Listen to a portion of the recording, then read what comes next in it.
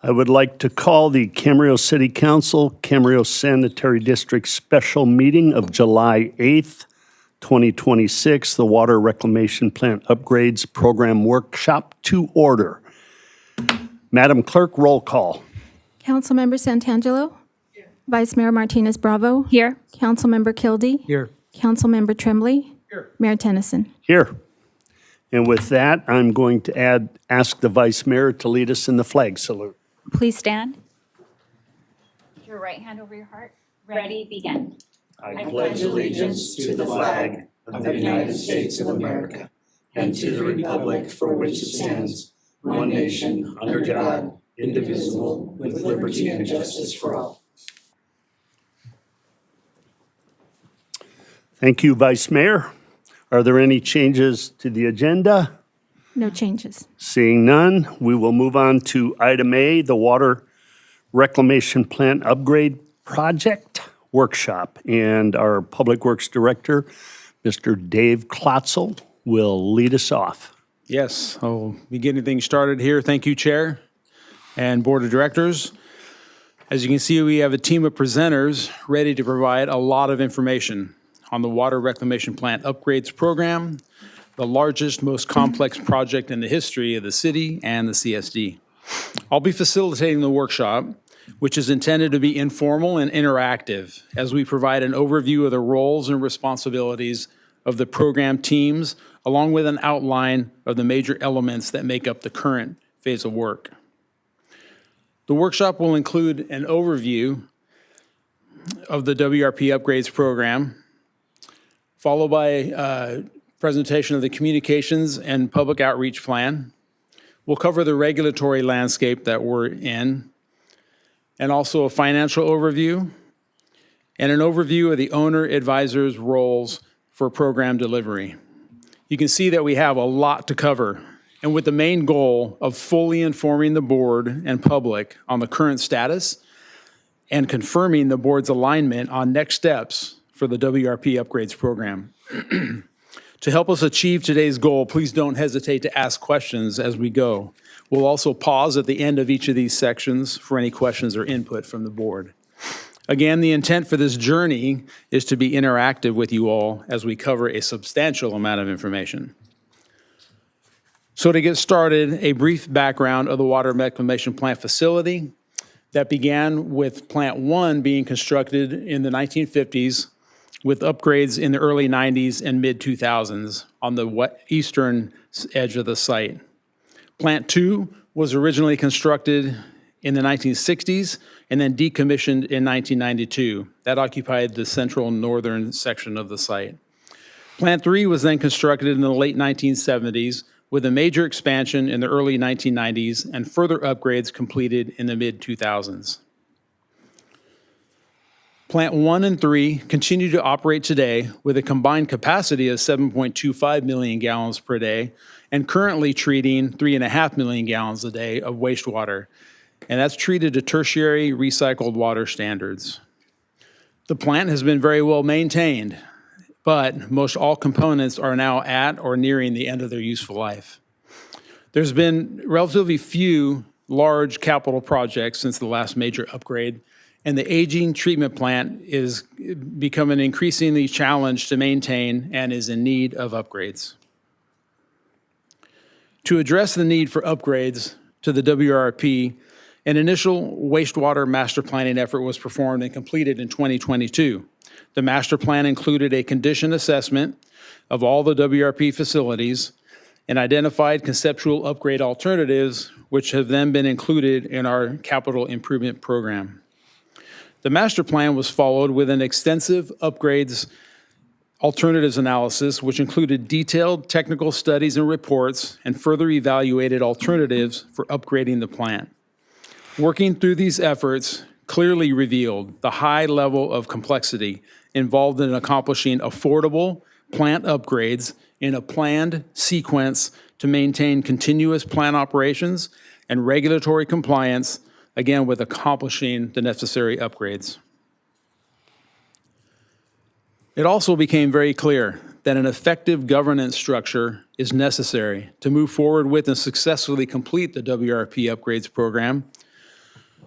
So a collaborative gov team was organized, made up of leadership staff from multiple city departments, including City Manager's Office, Public Works Capital Projects and CSD Operations, Finance, and Administrative Services.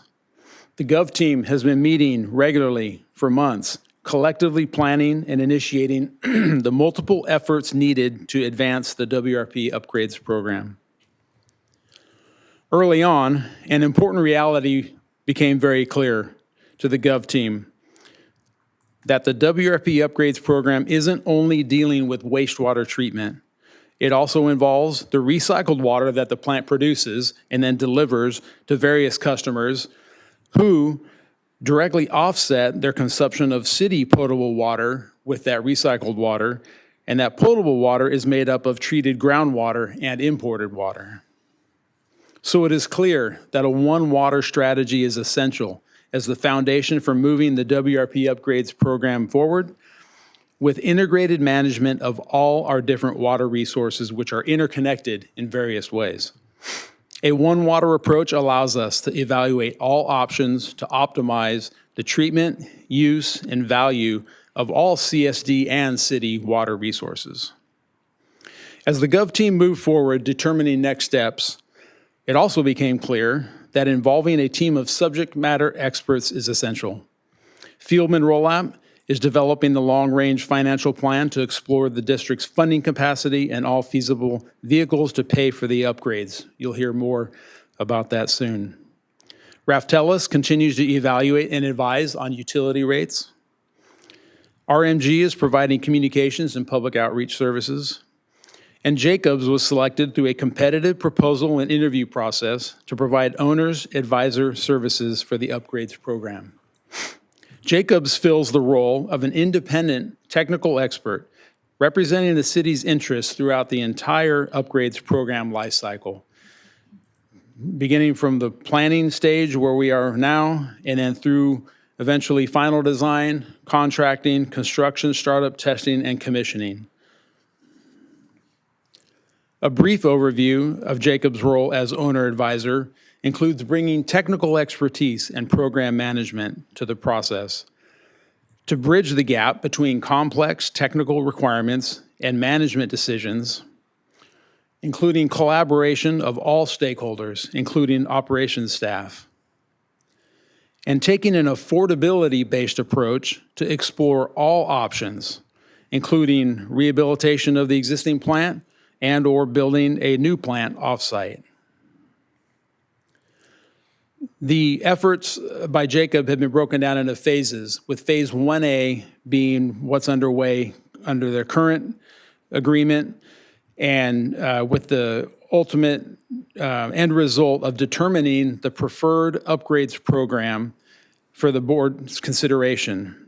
And we're calling that phase 1A, which also will identify and then coordinate the preferred procurement method.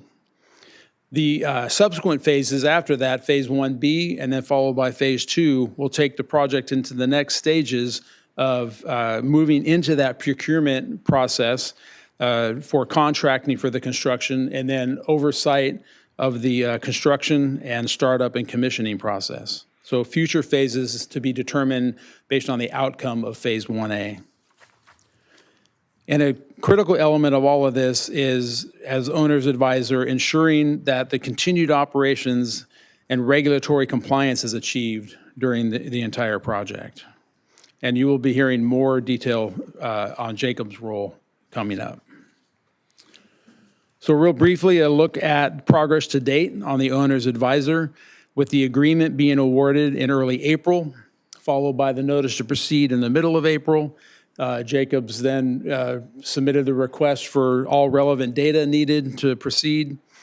The middle of May included a very successful project chartering and governance workshop with all of Jacobs' team and city staff aligning on program goals and objectives. And then through June, there's been numerous kickoff meetings with the various technical studies and efforts that are now currently underway, including a readiness and operational assessment and several visits to the WRP site. And that brings us to today, to our workshop.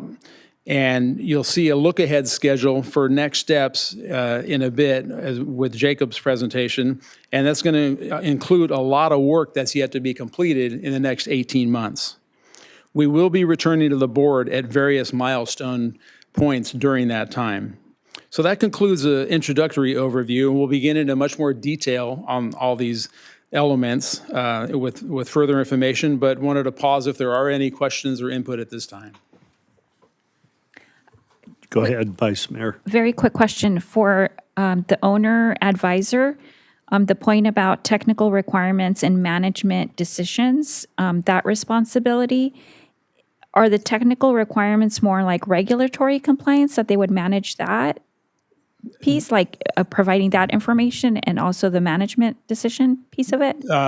Yeah, what that was intended to convey is Jacob's bringing the technical expertise for the entire project, the process, the wastewater treatment, and exploring all options, but which includes regulatory. Okay. And we got more information coming on the regulatory side of things. Okay. But yes, and that's all of this performed in the regulatory landscape that we're in that requires certain things. Sure. So that's an element of Jacob's ongoing work is, Okay, again, perfect. ensuring that regulatory compliance. And then the kind of that bridging that gap of that technical information, then bringing it as we're this is the first step of doing that today, on bringing this technical information to the board. And then eventually there will be additional decision points for the board to make based on technical information. So it's that bridging the technical efforts and summarizing that up to a recommendation, and then Okay. for management decision, essentially board's ultimate decision on next steps. Okay, thank you. Continue, Mr. Klotzel. Oh, I'm sorry, Mr. Kildee. Yeah, thanks, David. I don't know if it's premature, but I want to ask this question because, as I understand it, the current plant has a capacity for about 7.2 million gallons per day, and we use about 3.2. Let's just easy math around 3.2. So I'm looking back in the history of our city, and most of our growth has taken place right now. The question I have, and maybe I'm premature, maybe you can't answer it, maybe Jacobs can in the future, as we kind of do a little bit of design build here. Will there also be a discussion on how big we really need to make this plant? What is the capacity that we can serve our residents here, not only now, but in the future? And will that be a little part of what Jacobs might be able to come up with? And maybe they already have, maybe you already have, but now's the time to kind of think about that. Absolutely. Yeah, no, that is one of the key elements of Jacob's work to confirm, along with staff's input and looking at the past, but then looking where we are now and looking forward to determine what that ultimate capacity needs to be as we move into an upgrades project. And so absolutely, we don't know that. You haven't confirmed that exact number yet.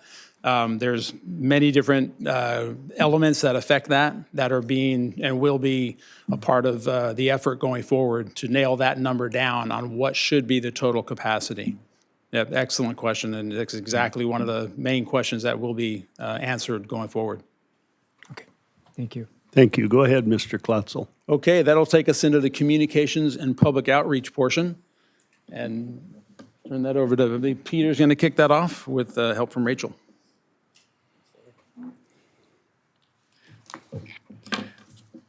Welcome, Mr. afternoon. Castles. Good afternoon. My name is Peter Castles. I'm the Community Relations Officer for the City of Camarillo. Nice to see all of you today. Rachel Dickman is from RMG Communications. She will be our communications partner on this program. Just a few introductory remarks, and then I'll turn it over to Rachel for some of the details on our proposed plan. This communication effort we're going to undertake is vital, as it would be for any infrastructure program of this size, complexity, and duration. We all know this is a generational investment that's going to help chart an innovative new path for managing our water resources. So it's very important that our ratepayers clearly understand why this is needed and what it means for them in the future of Camarillo. Our communications approach focuses on how we can optimize public understanding and involvement and how we can best keep the community informed and engaged over the long haul, because we're looking at many years that we'll be communicating this project. Rachel's going to take us through an overview. If we can go to the next slide. Oh, sorry.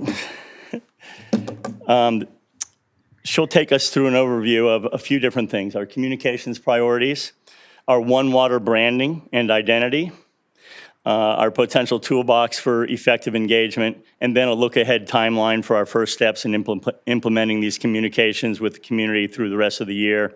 And then, of course, we're going to want to hear some of your feedback on what you see. Rachel, I'll turn it over to you.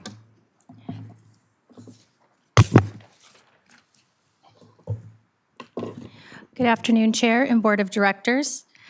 Our first slide, we're going to go over our priorities for the program and what it is designed to do. Next slide, please. Oh, I'm sorry. I'll do it if you want. Is it the green one? There we go. So the goal, as Peter had mentioned before, is to keep the community and ratepayers engaged, and that's timely, transparent, and ongoing communications. And here are a few of the items underneath each one of those: sharing regular program updates, communicating clearly and transparently, answering all questions and feedback, and also why this program matters to Camarillo, how it ensures reliable service for the future, how it's a generational investment and protects the community for decades to come, and how the program's costs will be paid for tangible benefits with the ratepayers. Program branding. We did come up with a brand for the program, and this One Watermark combines the region's recognizable features, including the Santa Monica Mountain Range, into a single emblem that symbolizes the interconnected nature of the One Water approach.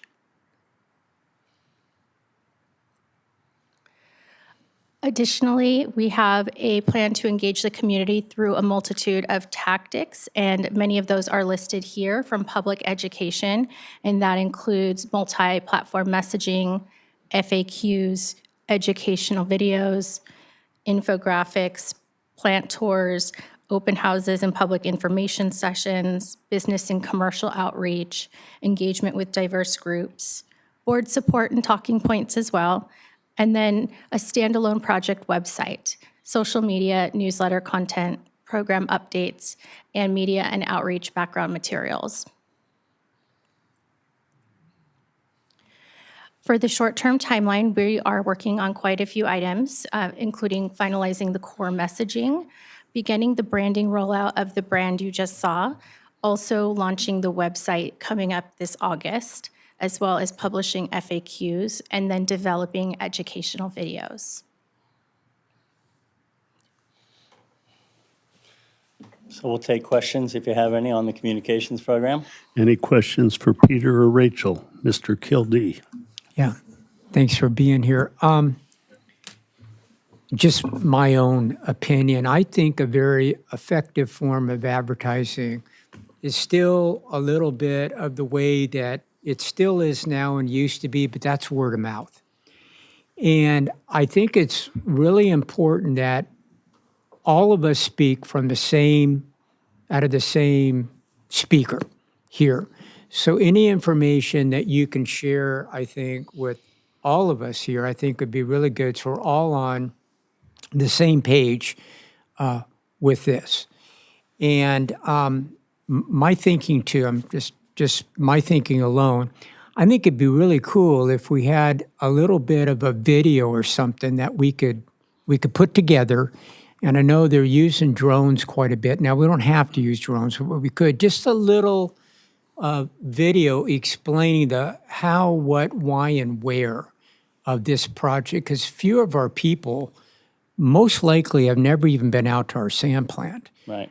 I would suggest if you did a poll, I bet a whole bunch of people wouldn't even know where it is. Right. So we don't have to go, real intense on it, but just a little short video kind of explaining because it's a real success story out there. We've got a real significant story to tell there. So that's just a suggestion that I have. That's going to be our first explainer video, is what are we looking at? How did we get here? Why do we need this program? And then looking at the history of the plant and how it's served us well for since it was built in the 50s. So that will be one of our first top priorities, and also providing you guys with messaging that helps boil this very complex process down into some very easy to convey messages to the folks that you are running into every day as representatives of all of our citizens. So those are two of the key things that will be developed first. Thank you. Go ahead, Vice Mayor. Thank you. In terms of strategies and social media, and I don't know if you're going to get into more detail, but I had some thoughts, and I'm happy to Sure. wait. Okay. Please. So, I'm thinking, because this is going to be such a long-term project, and if you're targeting youth now, they might even be adults, like by the time, we're like building and getting into that. So I definitely see like an opportunity to utilize social media that they use. Apparently, I'm very old, according to my kids, because I have Facebook. And so using TikTok, things that, other platforms that youth utilize. In addition, I'm thinking about even children, if there's like any opportunities for like a drawing contest or something like that. I'm just thinking across the developmental lifespan, how we can envision providing the communications throughout. Sure. And we're seeing some of those innovative ideas being put to use for our general plan update. So Right. we will definitely be including those in our strategy. Okay, thank you. Thank you. Anybody else? Thank you, Rachel and Peter. Our Master of Ceremonies, David Klotzel. The big clicker. Next is the regulatory landscape. Our Water Resources Manager, Eric Maple, will be presenting an overview of that and the impacts to our upgrades program. Welcome, Eric. Thank you, Chair and Board. As Dave mentioned, my name is Eric Maple. I'm a Water Resources Manager here at the City of Camarillo, and I'll be briefly talking about regulations and permitting and how they relate to One Water in the project. So I have one slide today, which I'm very happy about. I will not be going over all the details on this slide, but I'm going to have a little bit of a discussion and leave it open for any questions you have. I would like to start off by saying that our water reclamation plant is in compliance. There are some minor areas we struggle with at our water reclamation plant that our regulators do know about. They're very minor, and that we're working towards addressing. But in general, we're doing a good job of compliance, and we're very proactive in terms of regulatory compliance. So I just wanted to address that up front. The regulatory and permitting landscape includes not only the future in terms of what permits and regulations could apply to the project, alternatives being evaluated, but also the present in terms of existing permits ongoing and evolving that we need to stay in compliance with. These existing permits, as well as the future permits and regulations, have varying technical complexities, differences in how challenging the regulators can be in resolving practical issues, and differences in how they affect the infrastructure decisions of the One Water project.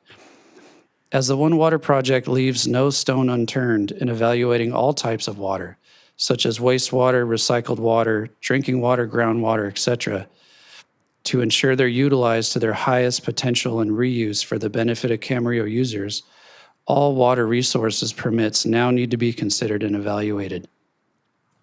The transition from merely a wastewater treatment plant replacement project to a One Water project results in an increased opportunity and potential to ensure the city is maximizing the use of this precious resource, but at the same time comes at additional permitting and regulatory complexity, which may encourage, limit, or add future risk to infrastructure proposed. Given this, the Jacobs and city team will evaluate these various permits to ensure the project is feasible, compliant, and forward compatible with future requirements. I'm not going to go through these various permits listed, which may apply to the One Water project, but you could see that the list is lengthy and it's separated by water type. I will talk about one permit, which is in play right now, along with others, but it's the NPDES facility permit, which is at the top. I'm not going to get into details, but that facility permit is the National Pollution Discharge Elimination System permit managed by the Regional Board. It's a 5-year cycle, and we're currently waiting on the new permit to be issued any day. The reason why that's important is because the Regional Board can dictate certain performance requirements of the plant, which directly dictates the infrastructure required at the plant, which may be an interim improvement, a commitment, or some kind of incorporation in the future design. And that's just one of the permits. That's a significant one, though. What's not shown here are other limitations that could be imposed, such as a groundwater adjudication outcome, a project environmental review, LAFCO, and others, depending on the type of solution proposed by One Water. A lot of those and others can come into play. In summary, some regulatory agencies are more difficult than others. The details do matter and are worth negotiating for and being proactive over. And permitting and regulatory feasibility analysis will be done on alternatives to ensure potential pitfalls are mitigated. I'll pause here for any questions that you have. Questions? Mr. Kildee. It's kind of a question, Eric, but it's kind of a comment. When I started up here, the permits that we have to deal with now are exponentially way more significant than they used to be. And having gone through that, I'll make a suggestion as best we can that as far as any future permitting requirement, if we know, and maybe this is a Jacobs thing, I'm not sure, but if we know of something that we try to address it earlier rather than later. And the simple reason is that we're probably talking years from now. I would not want that council to have to go deal with something that we may have known about or we may not have, but yet open up this new plant here and say, oh, by the way, here's this new regulation that's coming down. And that's happened in my tenure here. It's kind of unavoidable. But the suggestion is to try to circle this issue in front of it rather than back of it, so we can try to get as state-of-the-art facility out there as possible within the constraints that we all deal with. So just a suggestion. That's a really good comment. In terms of that forward compatibility outlook, and we never know exactly what's going to be in those permits, but there is a way to see which way things are headed and ensure that to minimize the risk, and that will definitely be part of that study. Okay. Thank you. Anybody else? Thank you very much, Eric. Thank you.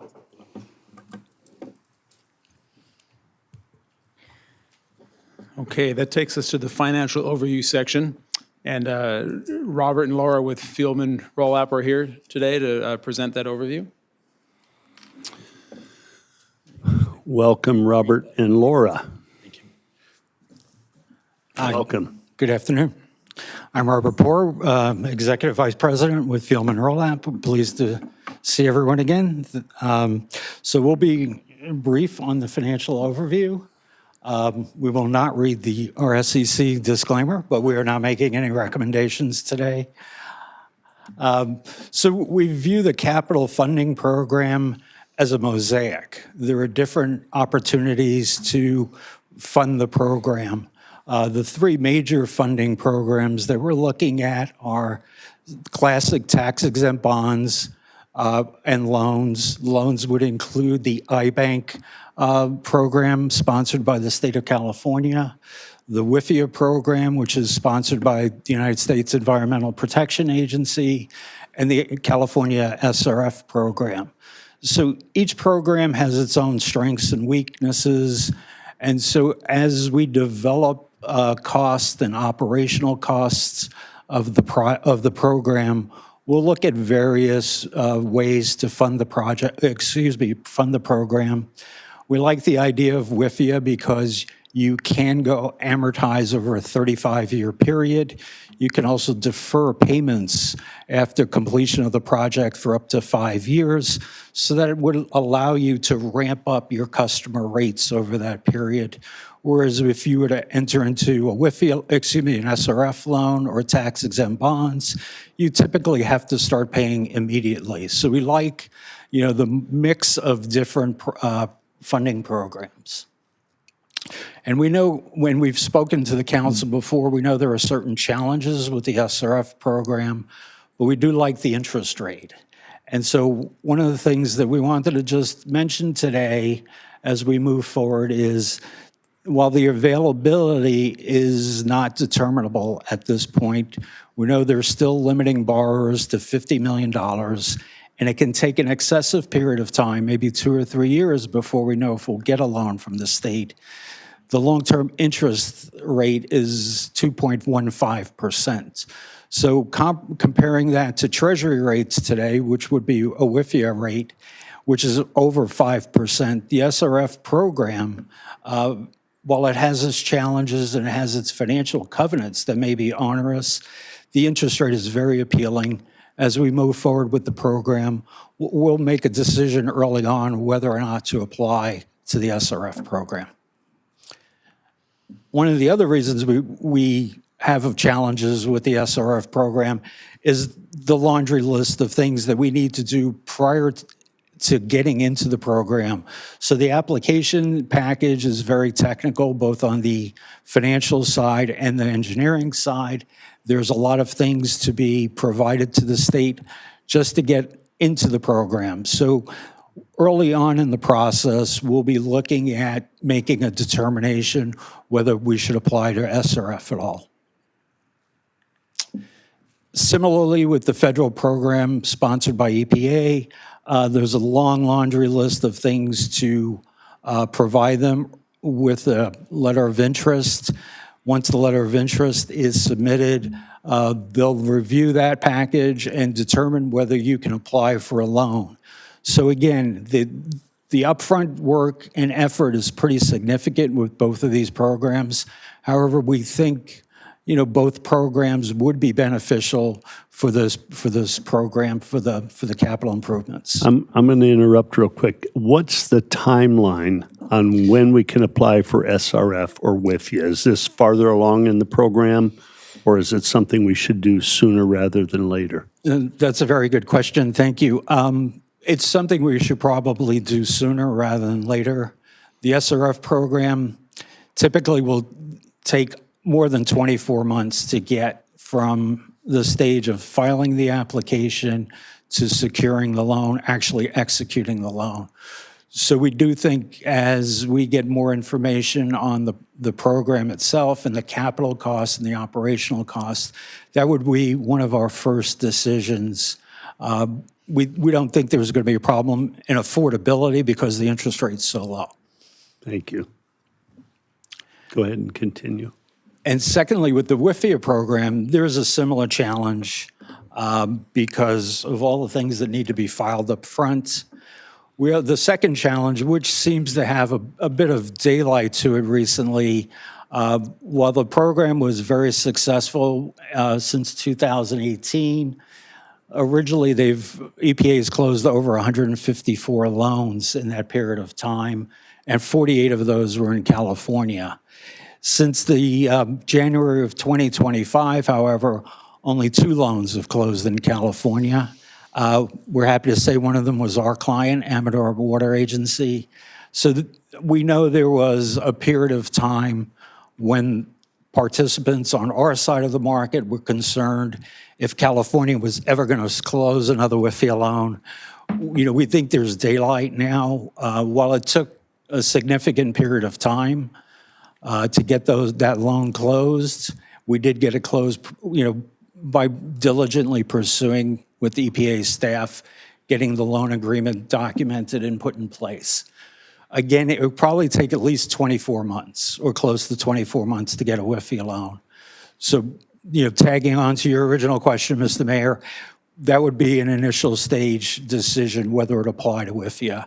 It is expensive, it is time consuming, but because of some of the, especially non-quantitative benefits, the deferral, the 35-year amortization, again, putting the mosaic together, there may be a significant advantage of obtaining a WIFIA loan. Just so you know, since the last time we did meet, I know in October, we gave you an overview of the market. Interest rates have significantly increased in the Treasury market. We think it's primarily due to a lot of geopolitical issues in the world, but especially the war with Iran. We saw interest rates spike up about 40 basis points just on the long-term Treasuries. So while it's still not as appealing as far as an interest rate perspective, it's still appealing for other reasons. I'll cover fixed rate. Sure. One more quick question. With the WIFIA loan, is the interest rate ever renegotiable? Yes, that's, again, a very good question. So once you set the interest rate, you do have the opportunity to reset the interest rate during the life of the loan. Now, it needs to be done during the construction period prior to spending more than 50% of the program. So it can be a significant advantage. We've done it for two of our other clients, and one was at about a 306 originally. We reset the interest rate at about a 104. So the other advantages, and thank you for bringing that question up, it is a significant advantage because the cost is very minimal to redo the interest rate. Thank you. One quick question. Did you say the cap for the SRF is 50 million? Yeah, currently they're limiting borrowers to just a $50 million loan. Okay. And that's been going on for a couple of years. We expect it to continue for at least one more year based on conversations with the state. Okay. And thank you. And then is there a cap for WIFIA? No, there is no cap. The challenge with WIFIA, though, or the restriction on WIFIA is WIFIA will only allow you to borrow 49% of the capital program. So you do have to find other funding, which in our case, we don't see as a significant challenge. Thank you. And if I may, Vice Mayor, there has been instances in the state revolving fund loan program where issuers have applied to different phasings of the project, a phase 1 application and a phase 2 application. Under the state's umbrella of activities of their capacity to issue for more loans, they've been remarkably successful in providing $50 million per phase. But that's really a project question and one the owner advisor would be able to advise on going forward. But we can answer that during the actual SRF application. What are you applying for? How many loans do you want? And can we optimize the funding strategy for the state loan? Okay, thank you. So lastly, fixed rate bonds and variable rate bonds, your classic tax exempt bonds. Typically fixed rate bonds, you issue for about 30 years, you amortize them over a 30-year period. However, you have different maturities, and so it gives you the advantage of accessing different parts of the yield curve, which produces lower interest rates when you sell a maturity that's 5 years out or 10 years out versus a 30-year maturity. So it can be blended in with the longer-term amortization of the WIFIA loan. We like the idea of selling tax-exempt bonds short and then the WIFIA loan being long. So as I said, different mosaics, we'll look at different times and different prices where the interest rates are for the different programs. And secondly, variable rate bonds, which are interest rates that change every week. There is an advantage there because you're accessing a very low end of the yield curve. Interest rates can be exceedingly low. Historically, they've been very low, and so that would be something we would consider in addition to the WIFIA loan and the fixed rate bonds. The last advantage of variable rate bonds is they're callable at any time. So were there excess cash or were able to get a grant that was unexpected, we could retire the variable rate bonds and reduce the overall cost of the program. And as you can see, historically, variable rate bonds have been at a very attractive interest rate. For California utilities especially, that interest rate has been below 2.3% over an extended period of time. It also allows you to hold on to your cash And so when you're investing your cash, even in money market funds, you're earning like 3%, but you're only paying like 2.5% on your variable rate bonds, so it allows you to access your revenues. Lastly, we have seen, again, because of the war, interest rates on the tax-exempt side spike up. They didn't spike up nearly as much. They only went up about 25 or 30 basis points versus Treasury yields. We have seen the California market, however, recover significantly. Interest rates are at pretty attractive levels considering everything that's going on in the world. So obviously that's a strong program to go ahead with for this program. Lastly, the idea of interim funding. It allows you to access short-term interest rates. There are two types of funding that we're looking at for the program. One is short-term notes.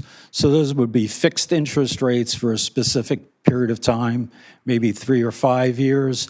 Those would be timed to mature at the time the program is completed, and then theoretically would use WIFIA loan proceeds to take out those notes.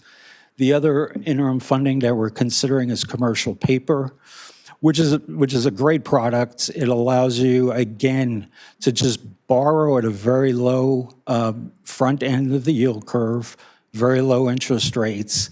The other advantage of commercial paper is you don't borrow everything all at once. So for example, if you needed $50 million and you used $50 million of notes, you would issue $50 million of notes, you would start paying on those $50 million immediately. With commercial paper, you only draw down what you need. So if the engineers tell us, well, we only need $3 million this month, we just borrow $3 million in commercial paper, you only pay interest on that $3 million. And then, theoretically, there's draws each month, and you start paying on as you draw down those monies from the commercial paper program. Also, if there's a delay in the project, again, you're only paying on what you've drawn. You haven't drawn the full 50 million or 100 million. You're just paying interest on what you've drawn to date.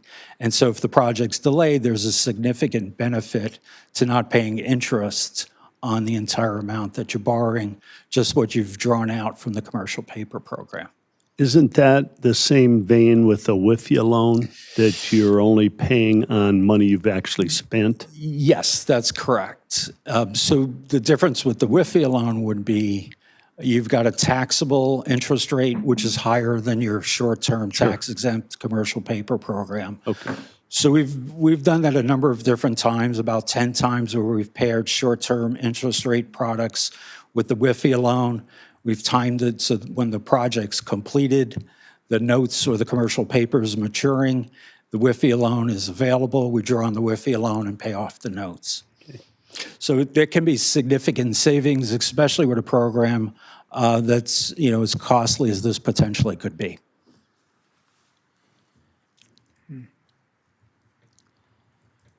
And lastly, I'll turn it over to Laura Nichols to talk about numbers.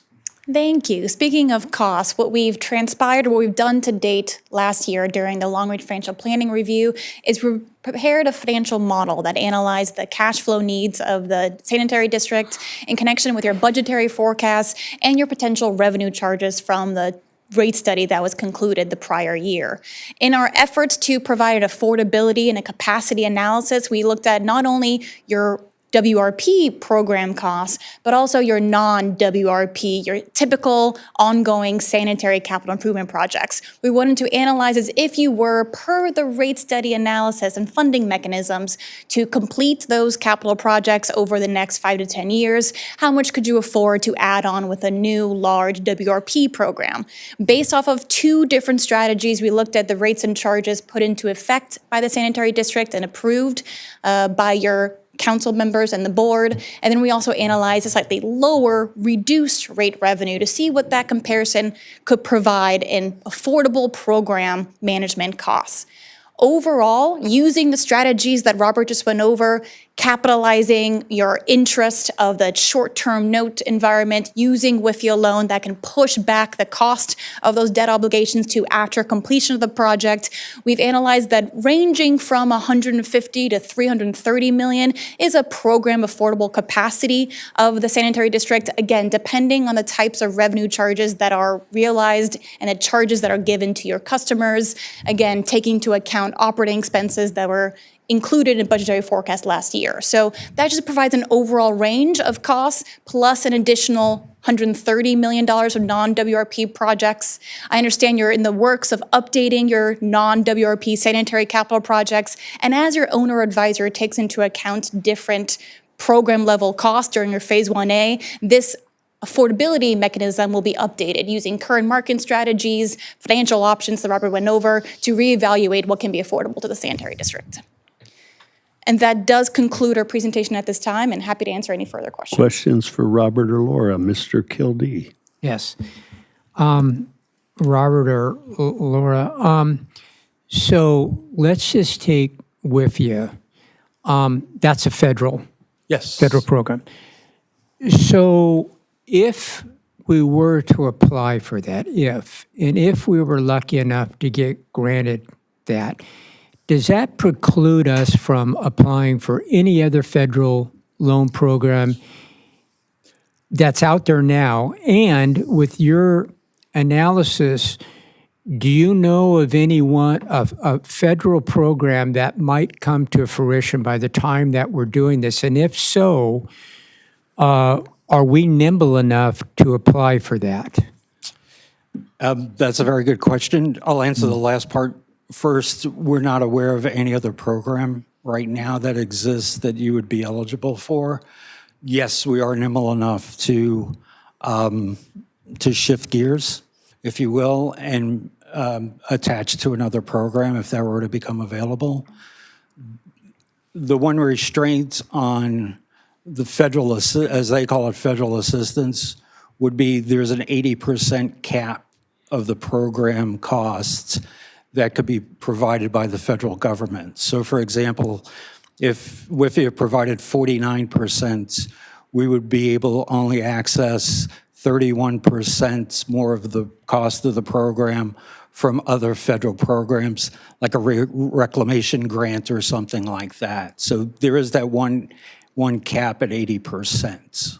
So just one really quick follow-up. So with all of your clients, do you recommend that they look at all the financing mechanism out there, or do you recommend to them that they look for the better ones? Maybe not the best, but maybe the better ones out there. Yeah, again, a good question. So our strategy is sort of look at the universe or the landscape of what's available. And then as the owner advisor provides capital costs, operational costs, and we keep an eye on interest rates, our goal is to sort of start narrowing that landscape to what's the most efficient. And while we haven't talked about cash and grants, there's a possibility of potentially using some cash from reserves. We're not experts in grants, but we're aware that other clients have received grants for similar type of projects. So that's sort of the goal, is to start here and narrow our way down to what's the most efficient and effective way to fund the program. And as Laura mentioned, our capital model has a great deal of flexibility to add on new types of securities and different types of products that may become available in the future. Okay, thank you. Any other questions for Laura or Robert? Thank you very much. Great, thank you. Thank you. Thank you. Hi, David. Okay, hello. We've covered a lot of information so far, still some to go. And we're going to hear from Jacobs now. Zita Yu, the managing engineer from Jacobs, on their efforts for the owner advisor's role, covering that and getting it towards the program delivery. So with that, Zita. Hello again, Zita. Nice to see you and welcome. Likewise, Chair of the board. And good afternoon, Chair and board members and city staff and City Mayor. I'm Zita Yu. I'm the Program Manager for the WRTP Improvements Program on behalf of Jacobs. So in this particular section, I'll provide a brief overview of Phase 1A and also the program delivery, including the scope and also the delivery consideration and progress to date, and also the upcoming board engagement points. The goal here today, as Dave has stated very clearly, is we are not coming here to ask the board to select a preferred alternative or approve any project delivery methods. Those decisions will come later, and we are going to show you kind of the roadmap of how we're going to get there. And once we have the technical, regulatory, financial, and decision support work completed, we'll come back to the board and then ask for your input and consideration. Zita, I'm going to interrupt you. I've had the opportunity to interview you and other personnel from Jacobs, and I know your background. If you could just share your background with the council members that have not met you before or heard your presentation and what your experience is so that they know. Oh, okay, excellent. Yes, thank you very much. So, like I said, my name is Zita Yu. I am an environmental engineer in training. I have my master's is in environmental engineering, and my doctorate degree is in chemical engineering, focusing on reuse regulations. And my practice area is really, Dave talked about One Water. It's really One Water, ranging from stormwater reuse, desalination, and also other on-site reuse projects as well. So, I have also served on, I worked in the public sector before, served as a program manager for West Basin Municipal Water District as their ocean water desalination program manager, and help them navigate through a very controversial project, as you can imagine, desalination in Southern California, in Los Angeles County too. So I have, and also currently with Jacobs. I've been with Jacobs for 5 years, and I also support a range of programs as well, and from Inland Empire Utility Agency, their Chino Basin Program, from Rancho Water, California, their water resources, they call it a RAMP program, Water Resources Management Program, and then also Los Virgenes and Triumphal's Pure Water Program as well, and help them secure over $30 million in grant funding through USBR for their Pure Water Program. So I come here, I'm not just one person myself, I have a big team. Jacob has a big, very deep bench here, providing the technical and regulatory, environmental evaluation, and also affordability evaluation that will all bring to here to this project to help the board and the district itself to really look into is what is the best path forward? What's the right project? And, what is the right delivery approach? And so that it can set the foundation for delivery of this program. Thank you. Thank you so much, Chair. All right, with that, so today, I just want to go back here, today I'll focus on the process that will guide those future recommendations. So with that context, though, the first question is, what is Phase 1A intended to accomplish? So there's a lot of words here. And so Phase 1A is really a planning and decision support phase for the WRP program, improvements program. The main goals here is to define a recommended WRP improvement project that balancing compliance, reliability, affordability, operability, resilience, and stakeholder expectations. The phase will also evaluate potential project delivery methods and use a structured decision science process to compare alternatives in a transparent and defensible way. Just as importantly, Phase 1A will establish the foundation for the program needed for future phase implementations. That includes the governance, program controls, schedule, budget, risk management, change management, and communications. So the key message here is that Phase 1A is not design or construction. It is the phase that helps define the right project, the right path, the right implementation approach that I just mentioned. And because this is a decision support phase, it is really important for us to be clear about roles and decision authorities. Zita, I'm going to ask a question. Sorry Yes. to interrupt, but if you could explain some of the different alternatives for project deliverable methods. I've got a little bit of understanding of it, but 3 council members have not had the opportunity to hear this. That would be, yes, absolutely. You read my mind. Thank you. Yes, so that will be coming in a few slides after Okay. this. So if you can bear Wonderful. with me, maybe I can just go through the Yes, slide deck. Okay, absolutely. great, excellent. Thank you so much. Appreciate that.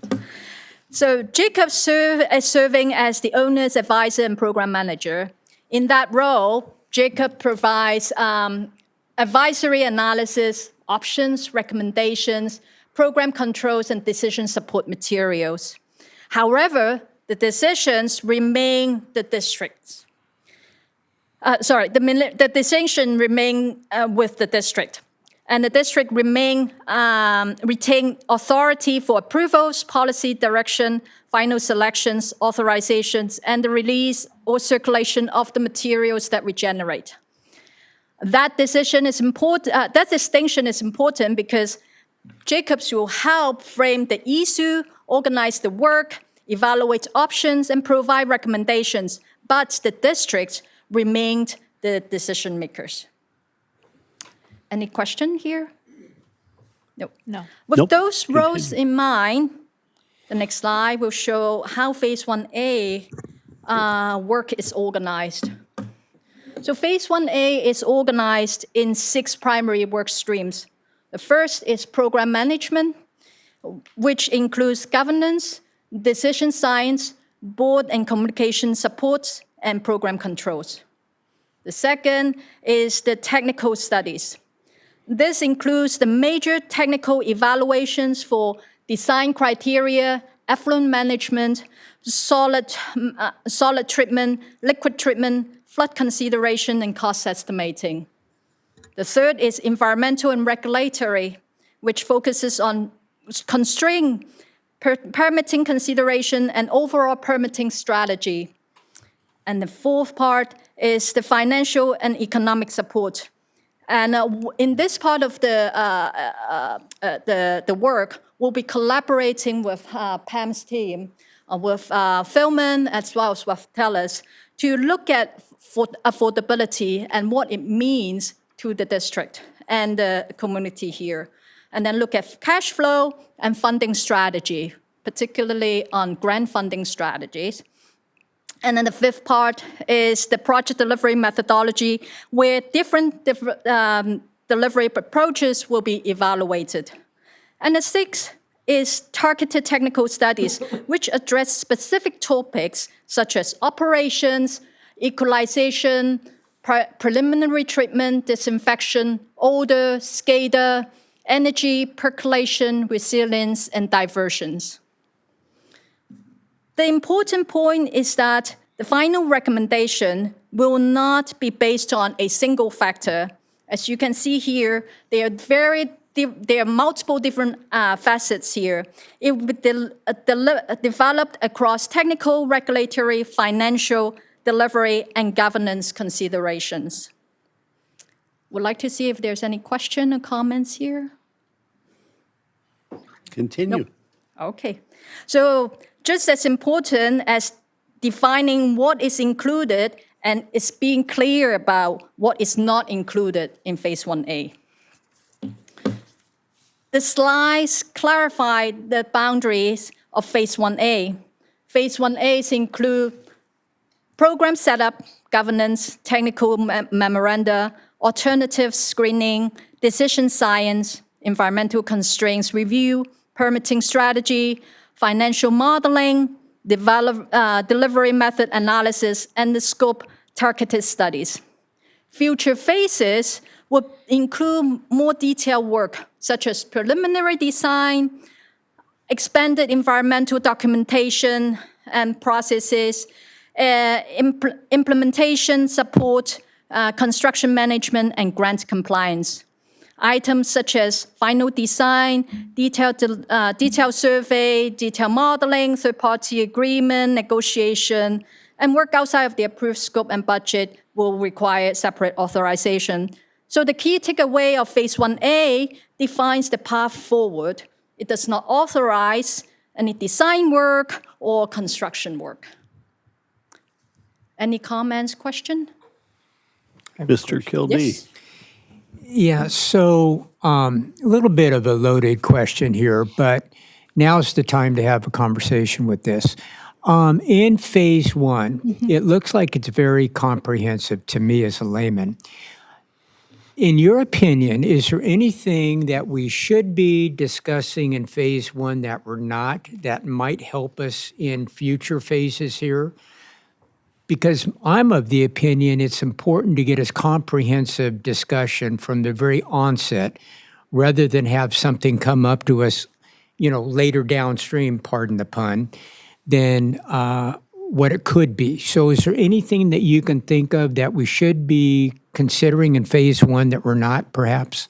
Well, I think as throughout the delivery process of Phase 1A, we'll be working with the district staff as well as coming to the board for guidance and decision considerations. So throughout that process, we think that it is, it will allow us to gather additional feedback and considerations that we might have missed during the evaluations.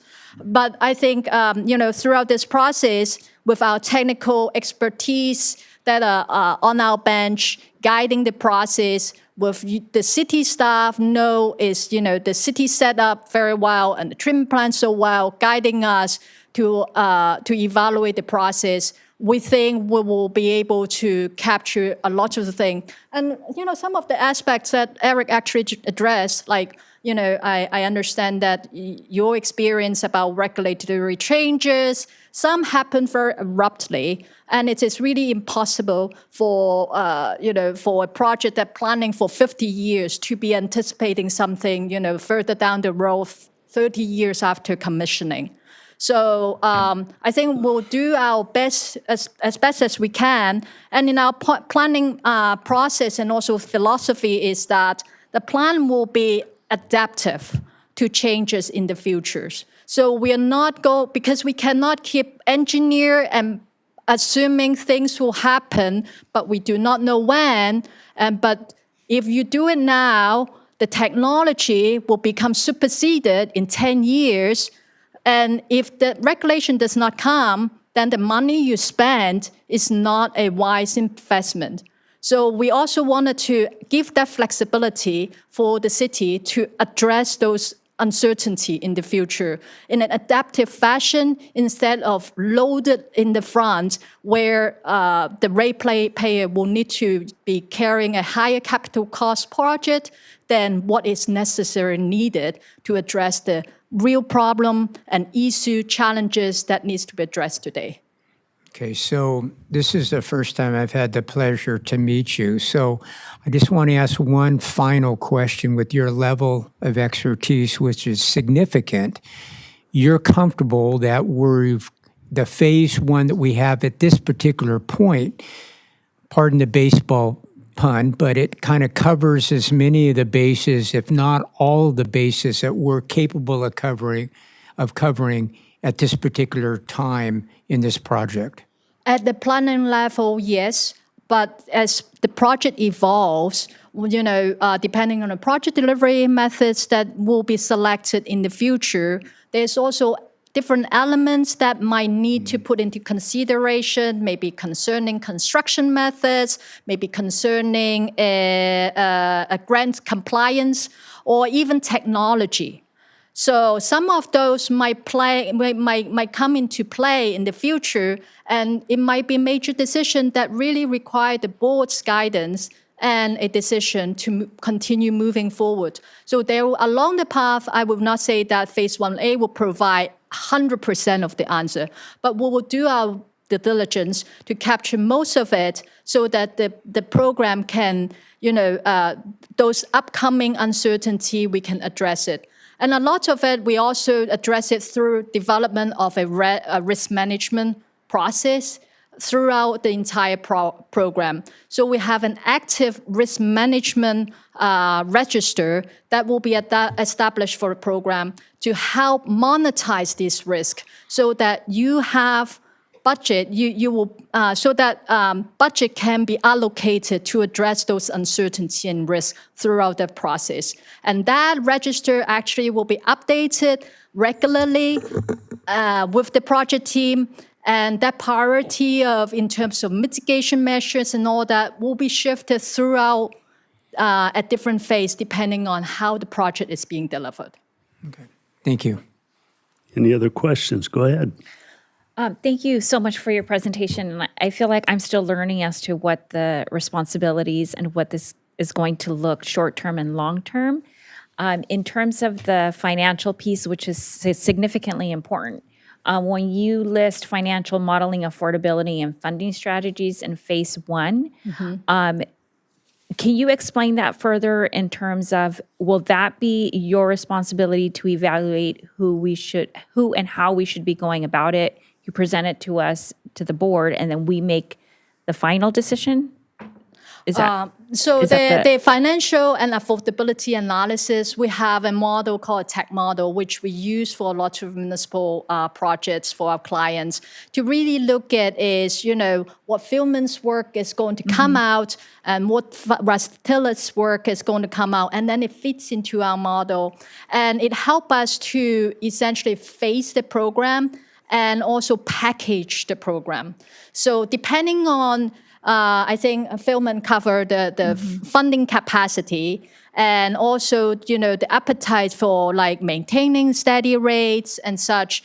And with a lot of the constraints that we get from Pam's team, we will then use that to model and how this project can be may need to be broken into different phases so that it can become more affordable, or because of escalation, it's more advantageous that you just the district would just implement it within a short period of time frame.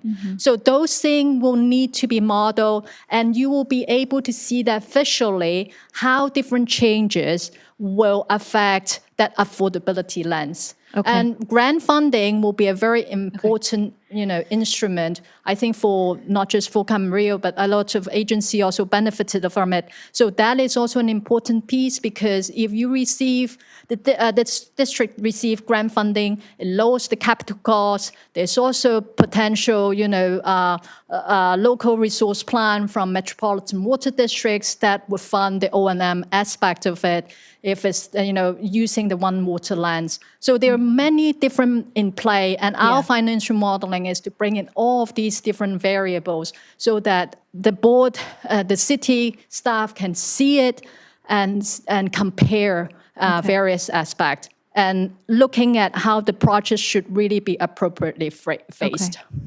Thank you very much. And the reasoning behind my question was exactly about grants, because there are so many requirements. And then if we're looking at the timing of, when we can apply versus when we would actually get them. And it sounds like per the conversation that was being had, like, for example, the state, it was like 2 years.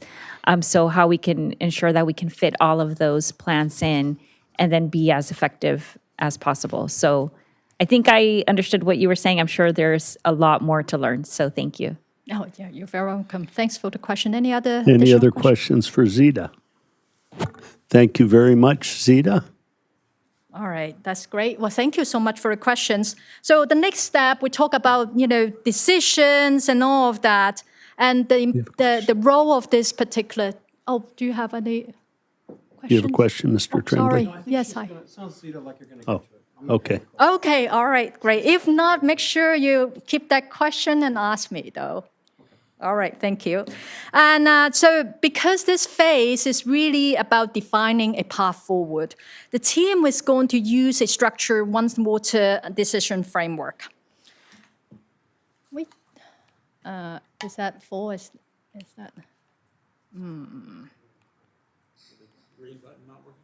No, I mean, is it like, does it need special?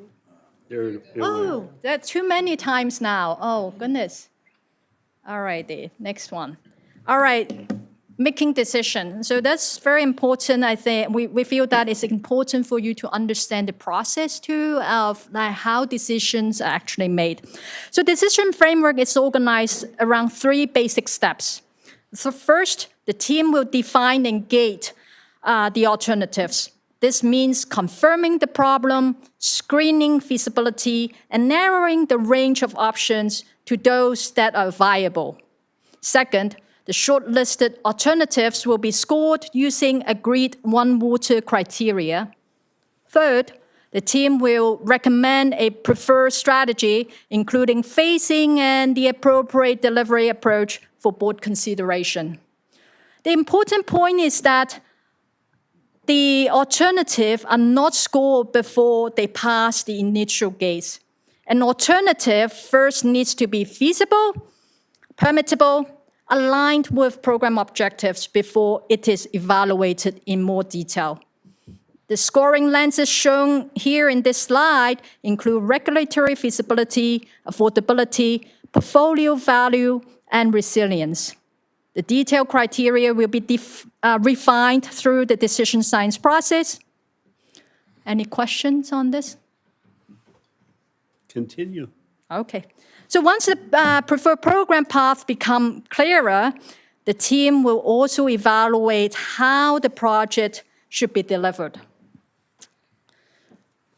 So this slide provides a high-level educational overview of common project delivery methods.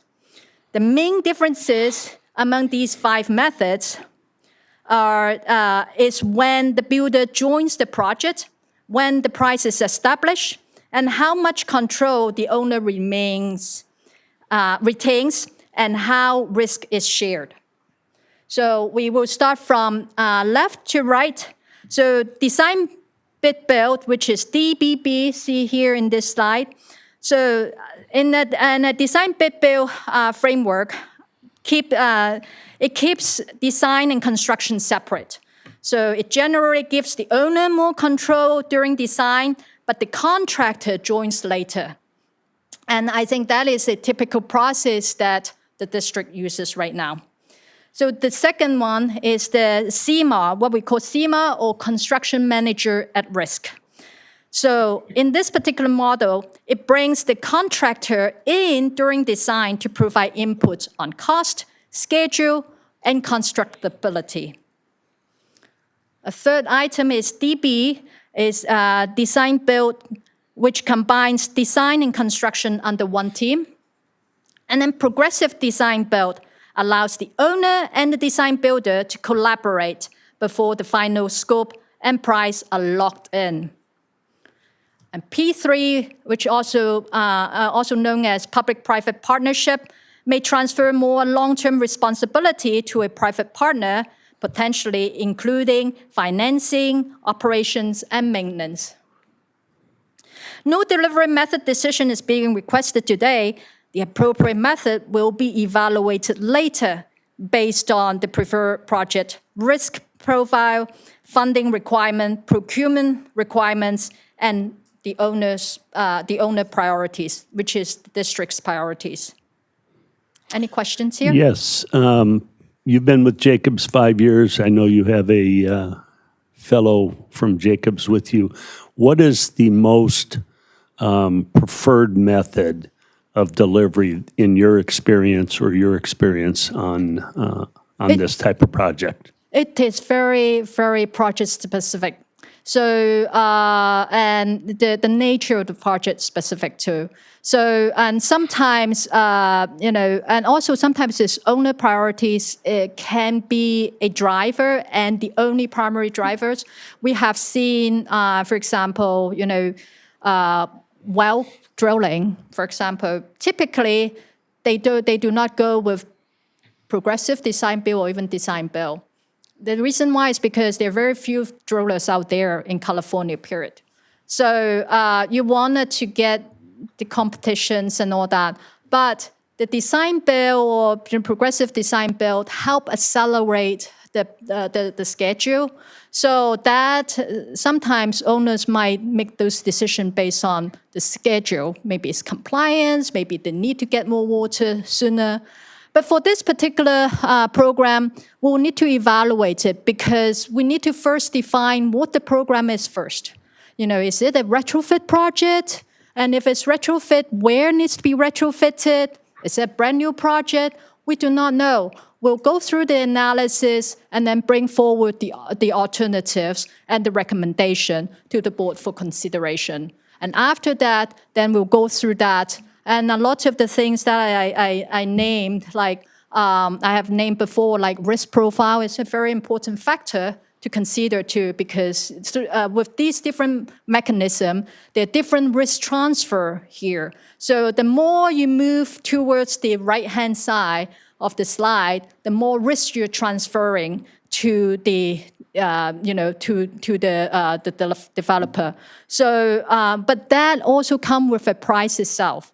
So there are many things that needs to consider, and we will be working with you through those processes so that you can see the pros and cons of using one over the other. Thank you. Continue. Okay, great, thank you. So before we get to those recommendations, the program has already completed several important startup activities. To date, the program has moved from startup into structure evaluation. There are three key areas of progress. First, the program team has been chartered through the program team chartering and program kickoff. This helps align the team on roles, communication protocols, governance expectations, and near-term priorities.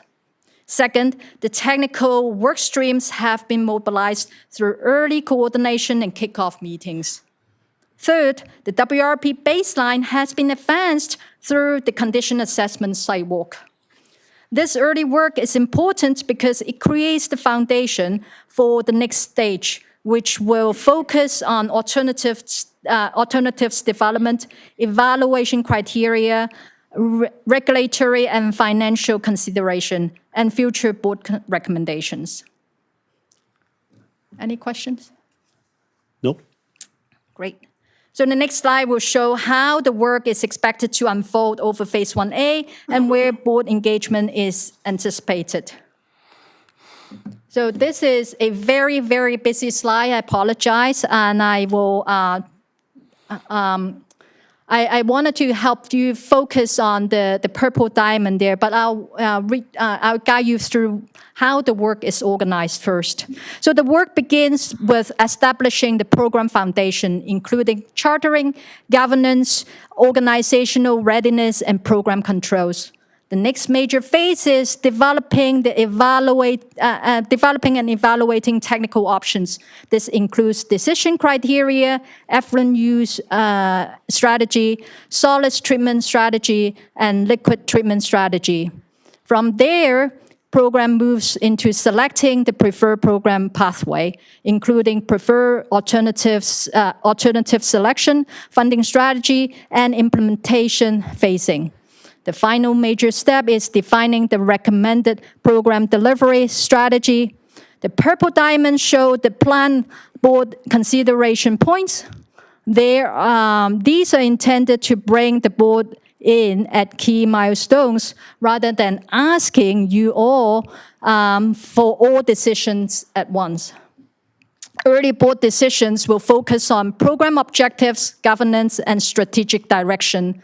Later decisions will focus on the recommended One Water pathway, preferred program components, the preferred program, WRP program, and then phasing strategy and delivery method. The key message here is that each future board consideration will be supported by technical, regulatory, financial, and decision science work. Any comment, questions? Yes. Go ahead, Mr. Tremblay. Thanks, Mr. Mayor, and thanks, Zita. This is kind of the slide that I was waiting for. And first of all, this is a very thoughtful presentation, so thank you very much. I know Councilmember Kildee is acutely aware that we're in the middle of baseball season, so I am satisfied that your presentation, which is very thoughtful in terms of the methodology, it covers the bases. I can only remark that based on my experience, regulatory agencies regularly steal bases, metaphorically, of course. So you never quite know what's going to happen. On this slide, I got to go back to it. So like, this thing actually has a laser. Let me Yes. there we go, thanks. Which one?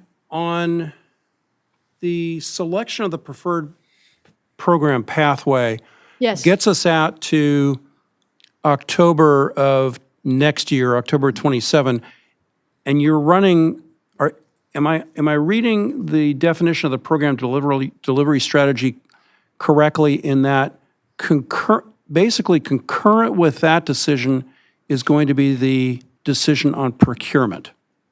Am I reading that correctly? Sorry, can you go back one step? I capture your program delivery strategy. Yeah, well, 9 and 10. Yes. That's where we're going to. That's where you're estimating correct. that we would be doing. We would be we would be selecting the preferred program alternative selection. That's correct. Right. They would come to the CSD board. Yeah.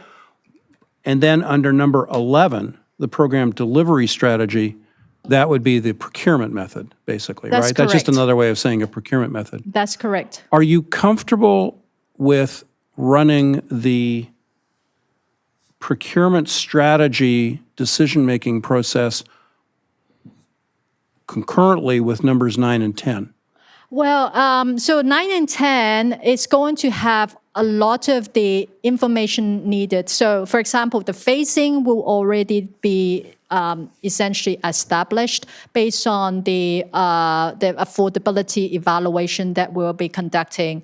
And then the phase number 9 is that the preferred program alternative. So there will be, so here I didn't show is that hidden in these gray bars, actually, there are a series of workshops that we will be having with the city staff, where we will be going through the selection processes, and then on the September, so all of the evaluation will be probably, and the workshop will probably be happening in July and August with staff, and then we'll coming to the board in September for the recommendation. Well, let me reframe it. Yeah. What essentially this Gantt chart selects, and we've been fortunate because sitting on the Utilities Committee, we've been somewhat through this. Yep. But in essence, what you're recommending is that we do we're running both a selection on all, you're coming to the board for decisions Yep. relative to the preferred program alternative and running that concurrently with our program delivery strategy, right?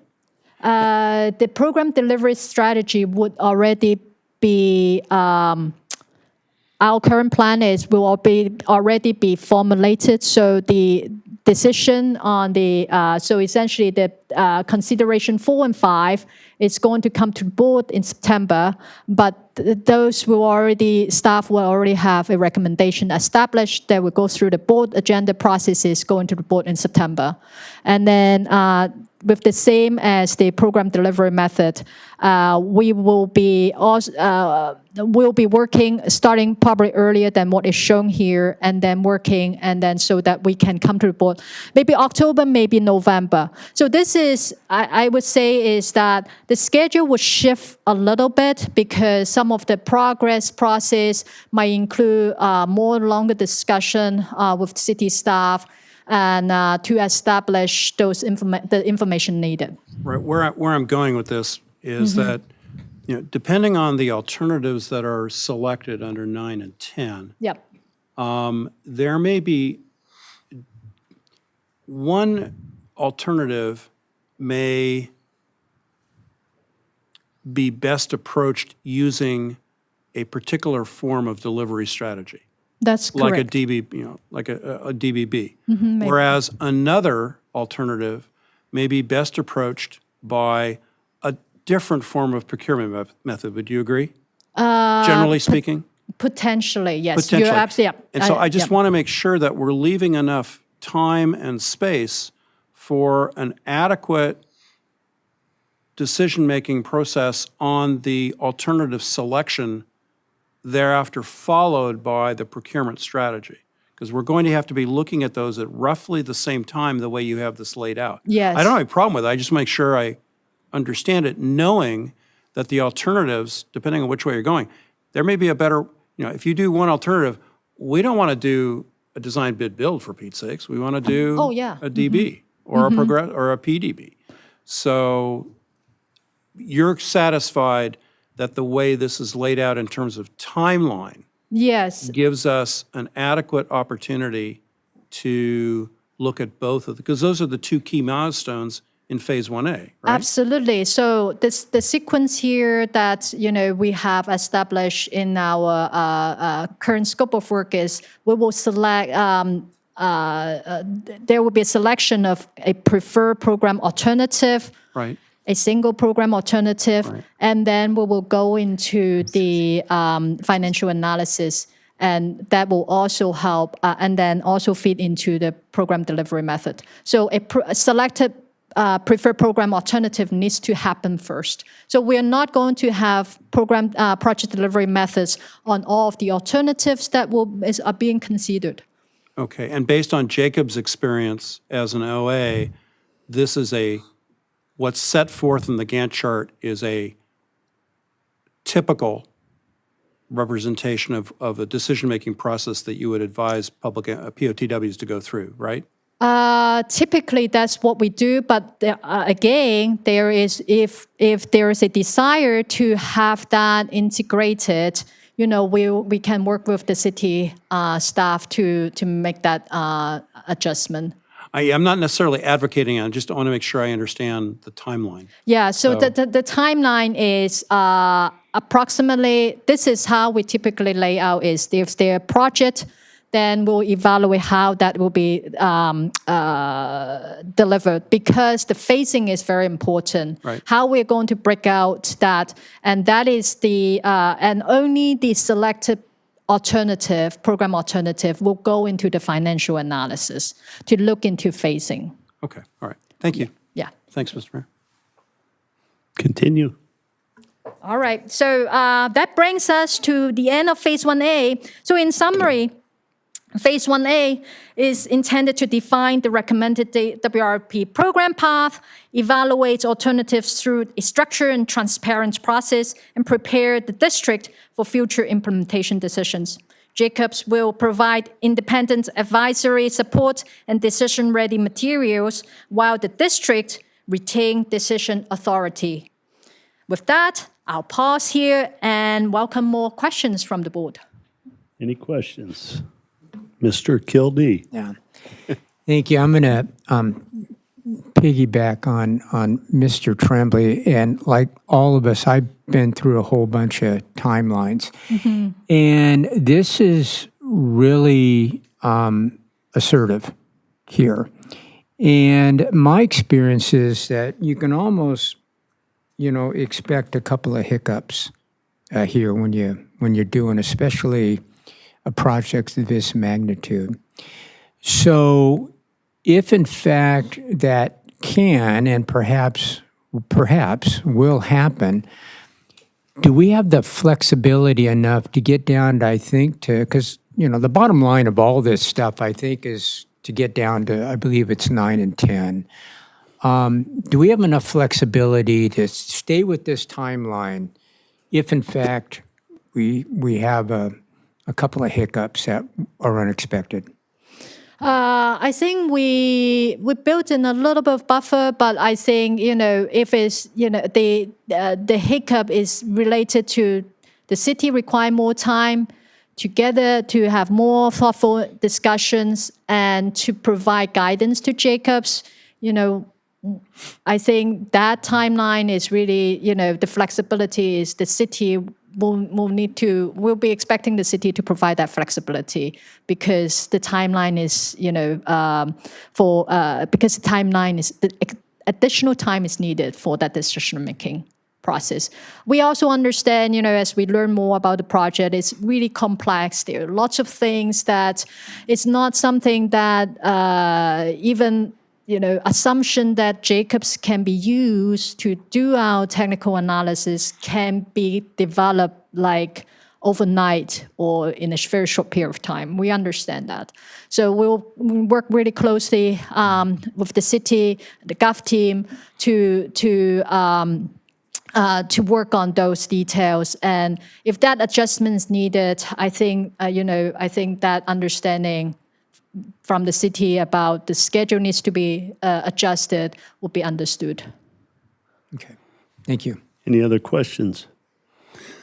Thank you very much. You're welcome. And before we let Mr. Klotzel close this out, we're going to take a 10-minute recess for the health and welfare of some of my council members. Oh, so he's just got a quick, okay, finish, Mr. Klotzel. Yes, thank you for that direction. It'll be very quick. Good. Unless there's more extensive questions from the board. Yeah, you've heard a lot of information as was promised, and hopefully it sets the overview of where we're headed and what's left to be done over the next 18 months. And rest assured, and I believe the board can be confident that we have the best governance structure and team assembled to move forward with this. It is relatively new territory for most of us on this size and complexity of a project. But we feel very confident in the team that we have assembled and the path that's been identified to move forward with. So appreciate this opportunity to present the information. And again, we will be back in front of the board numerous occasions as we move forward, so that you'll have continued opportunities to ask further questions and continue to be informed and learn more as we go. So with that, that'll complete our presentation here. There isn't a specific recommendation other than to receive this presentation. And again, the purpose was to strive for the board's alignment with where we are and where we're going. Mr. Kildee has a question. Just really quickly, David, so since you're master of ceremonies today, are you comfortable with where we are in our plan and how we proceed with this? Yes. Okay, thank you. Madam Clerk, any public comments? There are no speakers.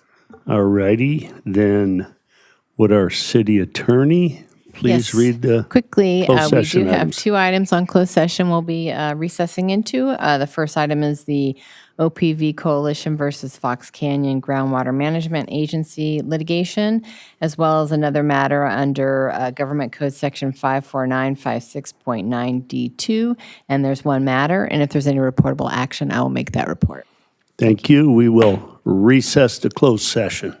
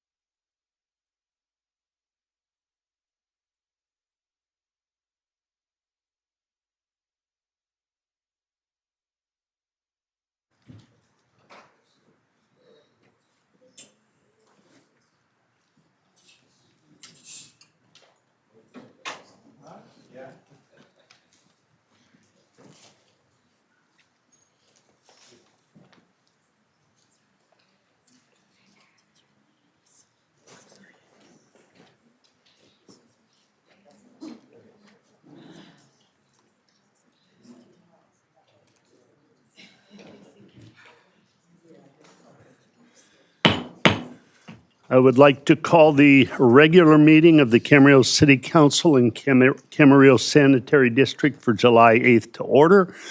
Madam Clerk, would you call the roll? Councilmember Santangelo. Here. Vice Mayor Martinez Bravo. Here. Councilmember Kildy. Here. Councilmember Tremblay. Mayor Tennyson. Here. I am going to ask our Boy Scouts and the Boy Scout leader out in the audience to please stand and lead us all in the Pledge of Allegiance. You got to be loud so we can hear you up here.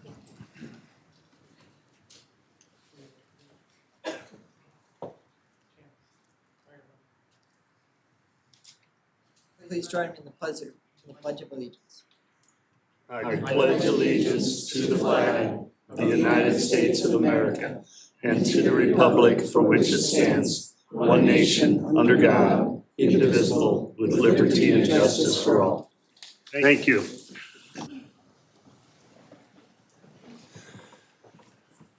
Are there any changes to the agenda? No changes. Seeing none, we will move on to presentations. And is Michelle still here? Still not ready for the fair one? We can do it whenever you're ready to call them out. All right, let's do the fair presentation as soon as I find my script. How's that? Tonight, we're going to have two presentations, and I'm going to ask. Testing. I'm going to ask Board President Guillermo Ceja Jr. to come up here.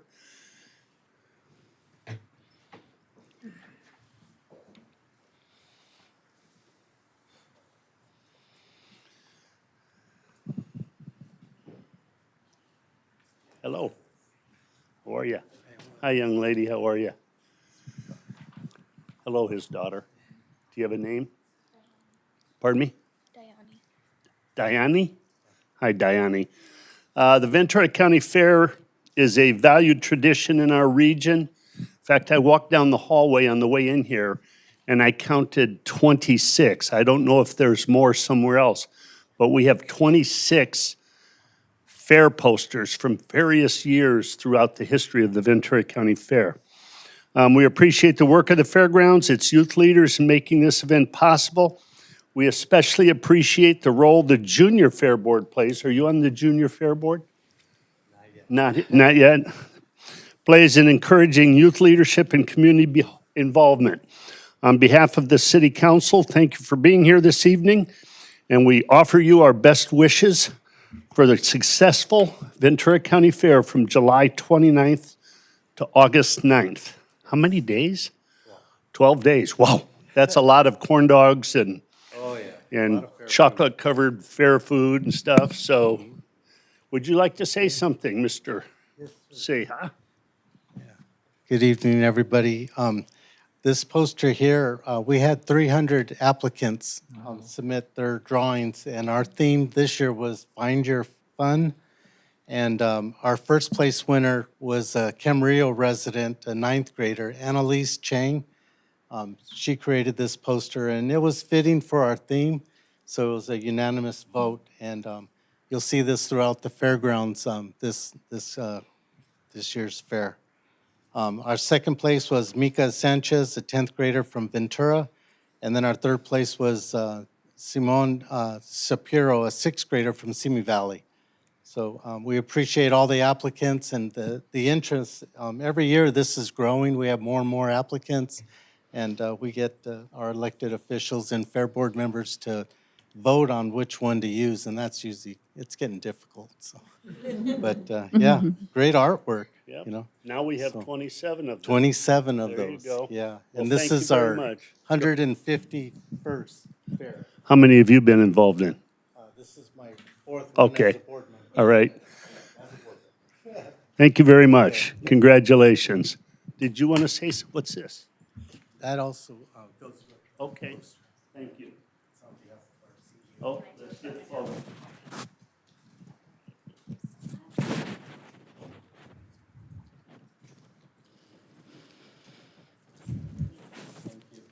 Anybody want to make any fair comments? Vice Mayor Yes. Rose first. Yes, thank you. There we go. And thank you so much, Guillermo. Thank you to your daughter for being here. And more than anything, thank you for helping to create joy in Ventura County. I know that many of us are such hardworking people in our community, people here.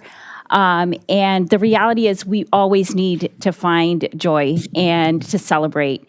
And the fact that you do that and you create and plan for that for our entire community, I'm very appreciative of that. So thank you so much. And I'm so glad you're healthy and you're back and you're continue to give back to the community. Thank you so much, Guillermo. Mr. Kildee. Yeah, I just want to thank you for volunteering your time. And I think it's great that the students do this. We actually, years ago, had a staff member that designed one of them, and it was authenticated, obviously, by him, and it was selected. So it was really cool that it's right there in our little Fair Poster Hall of Fame here. So, but thanks for all your time for doing that, and I always look forward to this meeting because that fair is just so great for not only our community, but the region as a whole.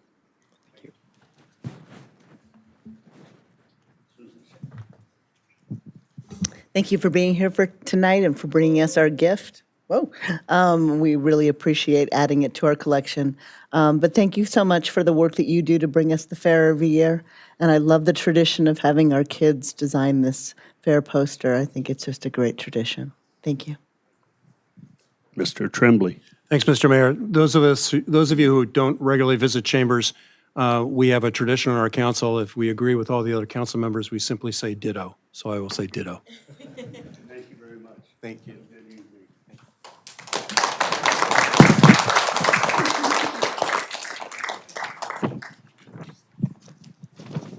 And if I can get this piece of paper to open up. Oh, it's my fingers. There we go. The next presentation is to Mr. Michael Nye. If you'd come up here and join me.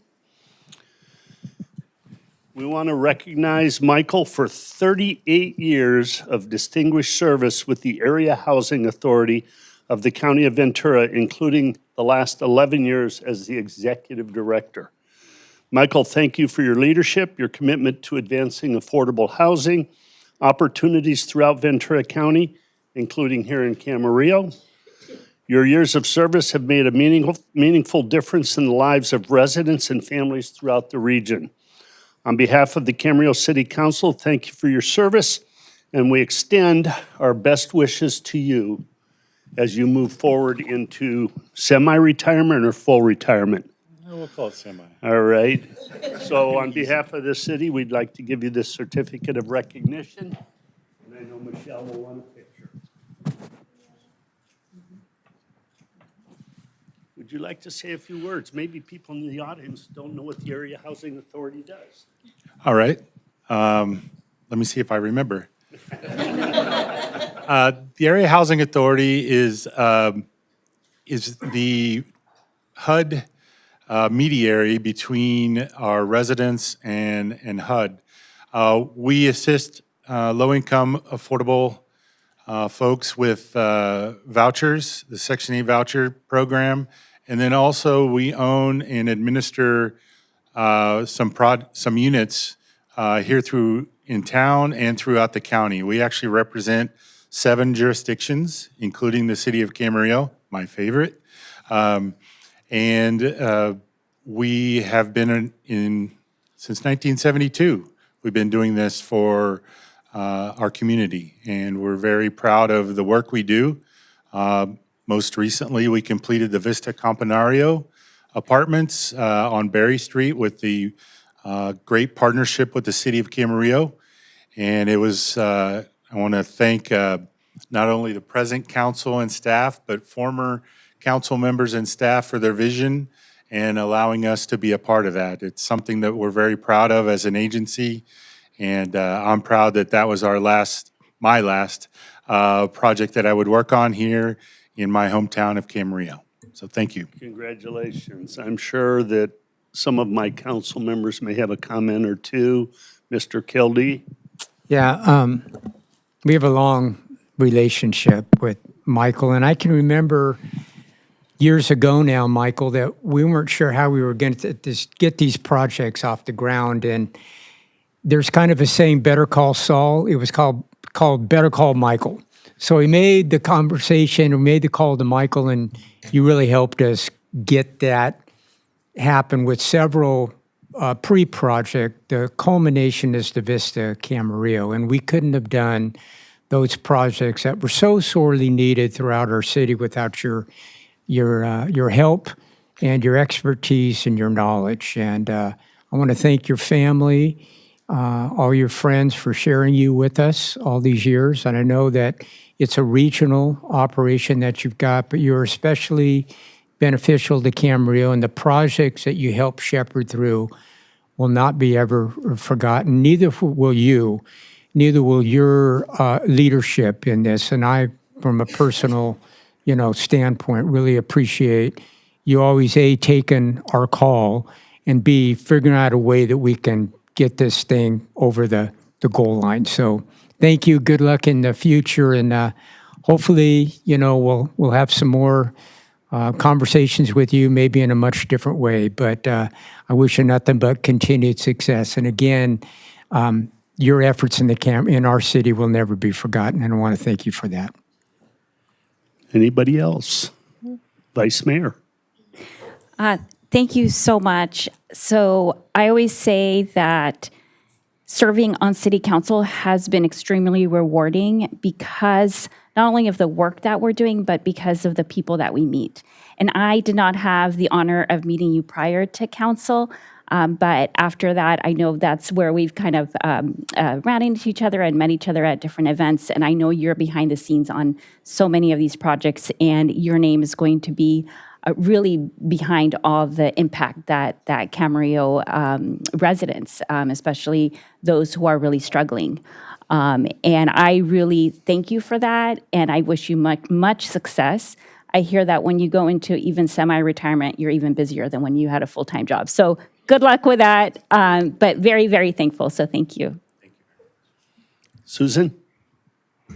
Thank you so much. When I was first elected, Dave Norman sat me down and he gave me a list of some people that I needed to know, and your name was on it. And it's definitely rang true because you really are so important for our affordable housing and for the projects like Vista Camarillo. And so thank you so much for 38 years. That's really quite a feat. Thank you. Enjoy retirement. Tony? I'm sorry, I can't just say ditto. I've got to go ditto plus. Michael, you've devoted your entire career to putting roofs over people's heads. And it's benefited so many individuals in our community, and it's deeply, deeply appreciated. And it ain't easy. If you think an area housing authority not only has to deal with Section 8 issues and all the things that go along with HUD and Section 8, you also have your own properties to run as well. And it is a time-consuming and challenging thing. But the bottom line is you put a lot of roofs, you and together with your board and your staff, put a lot of roofs over people's heads. And that's the important thing, and it's deeply appreciated. I've certainly have enjoyed knowing you and working with you. So thank you, and sorry for the long ditto plus. Thank you, Michael. Good luck. Enjoy a little bit of time off. I will try. All right, thank you all.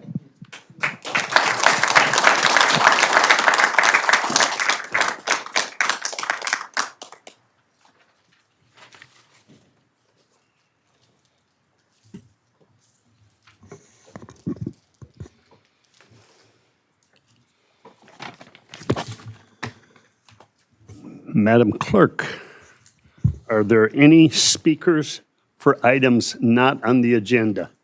Yes, we have received some speakers to request to speak. Remote participation will be called after all in-person speakers have finished. Raise your hand by pressing *9. Each speaker will have 3 minutes. When your time expires, you will be muted, and we will move on to the next speaker. General public comment will be heard for an initial 20-minute period. If needed, general comment will continue after all agenda items. The first speaker on the list is Blanca, followed by Melissa.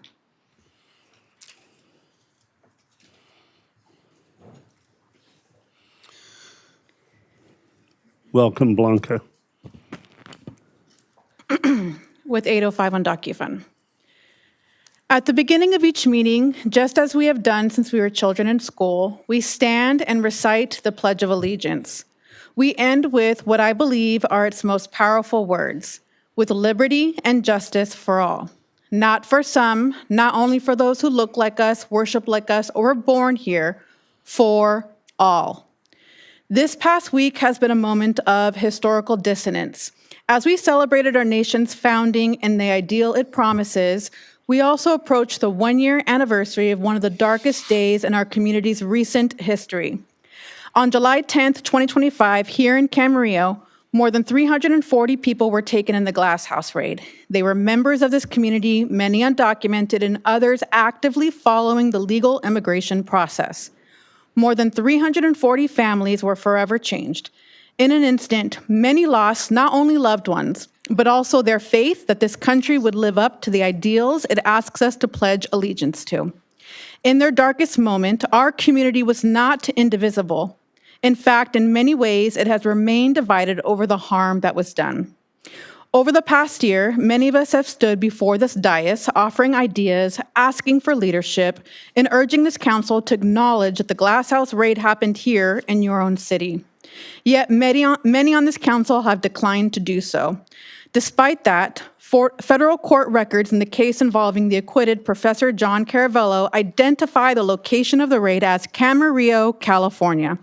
That historical record reflects what occurred here, whether this council chooses to acknowledge it or not. Today, our ask is simple: acknowledgement and visibility. Just a few weeks ago, this council demonstrated that it understands the importance of recognizing members of our community.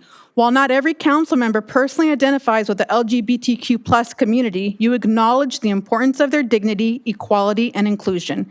As community members, we appreciated that. Today, we ask you to extend that same humanity to the immigrant community that was harmed here 1 year ago.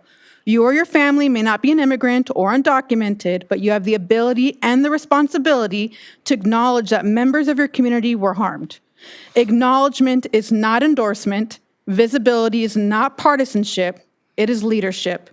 It is recognizing your neighbor's humanity. And it is one small way this council can begin to live up to the words we ask everyone in this room to recite: liberty and justice for all. Thank you. The next No speaker, clapping. We don't clap. The next speaker is Melissa, 805 on DocuFund, followed by Danae Lassen. Welcome, Melissa. Hand it to the city clerk.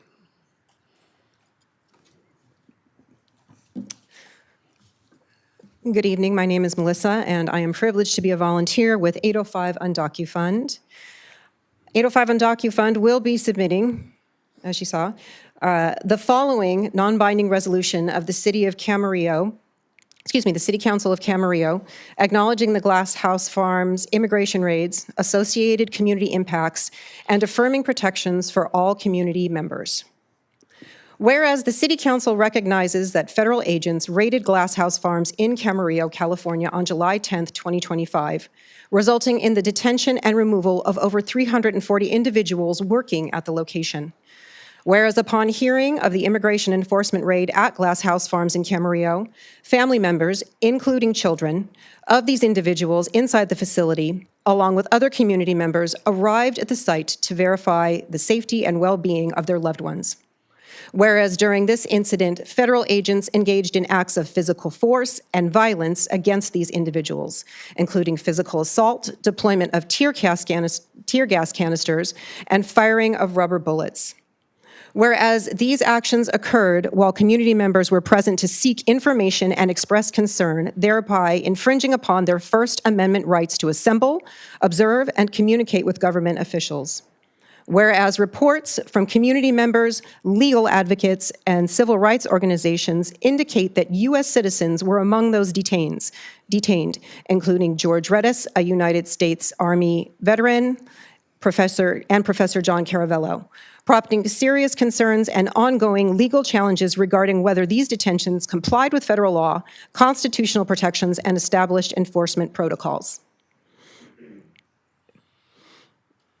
Whereas these reports further raise serious concerns that federal agents conducted detentions indiscriminately and in a manner that appeared to rely on racial or ethnic profiling, casting an overly broad net that swept up individuals based on perceived immigration status rather than verified legal status. Whereas these tactics caused physical injury to several farm workers, inflicted significant emotional trauma on individuals and families present, and contributed to circumstances surrounding the tragic death of Jaime Alanis Garcia.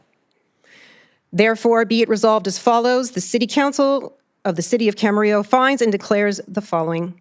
The City Council opposes any law enforcement action in which individuals are detained or targeted based on race, skin color, language spoken, or perceived immigration status as determinative factors in establishing reasonable suspicion or belief, a practice that the United States Supreme Court has recognized as violation of Fourth Amendment protections. The City Council affirms that all community members and all individuals working within the community, regardless of immigration status, are entitled to safety, dignity, and full constitutional protections, including the rights to due process, equal protection, and freedom from discriminatory enforcements. And we ask that this resolution shall take effect immediately upon its adoption. Thank you. The next speaker is Danae Lassen, followed by Joseph Dubczynski.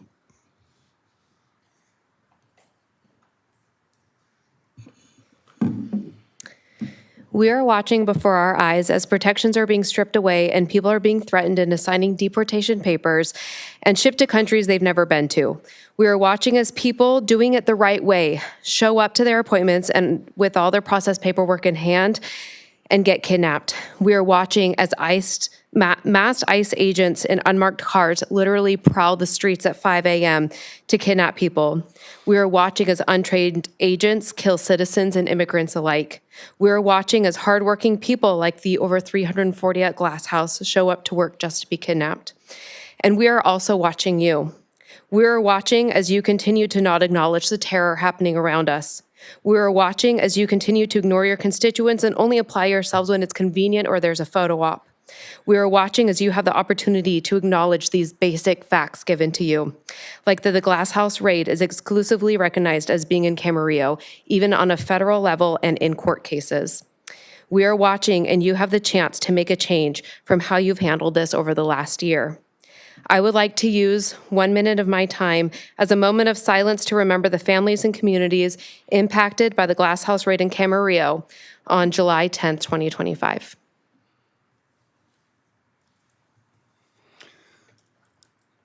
We're not going to have a moment of silence. Thank you for bringing your poster. You may continue to make comments for another 40 seconds or so if you'd like. All righty, thank you. Your time is up. Next. The next speaker is Joseph Dubczynski.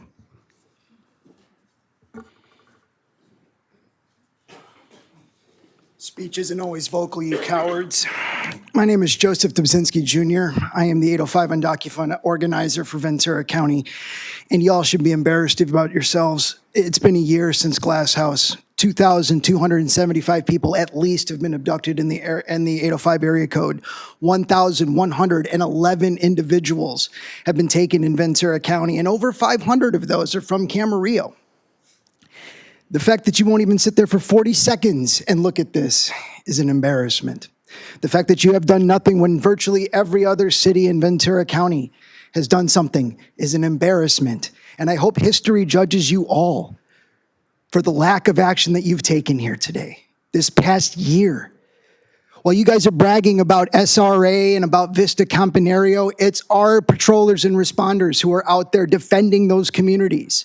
I am out there every day on Berry Street to make sure that Vista Campanario isn't being attacked by ICE agents. I am out there every morning at Somas Ranch Apartments to make sure that they're not being attacked by ICE, that they're not going out there and grabbing them. And perhaps not all of you can look at me right now, and that's okay, because y'all are embarrassment.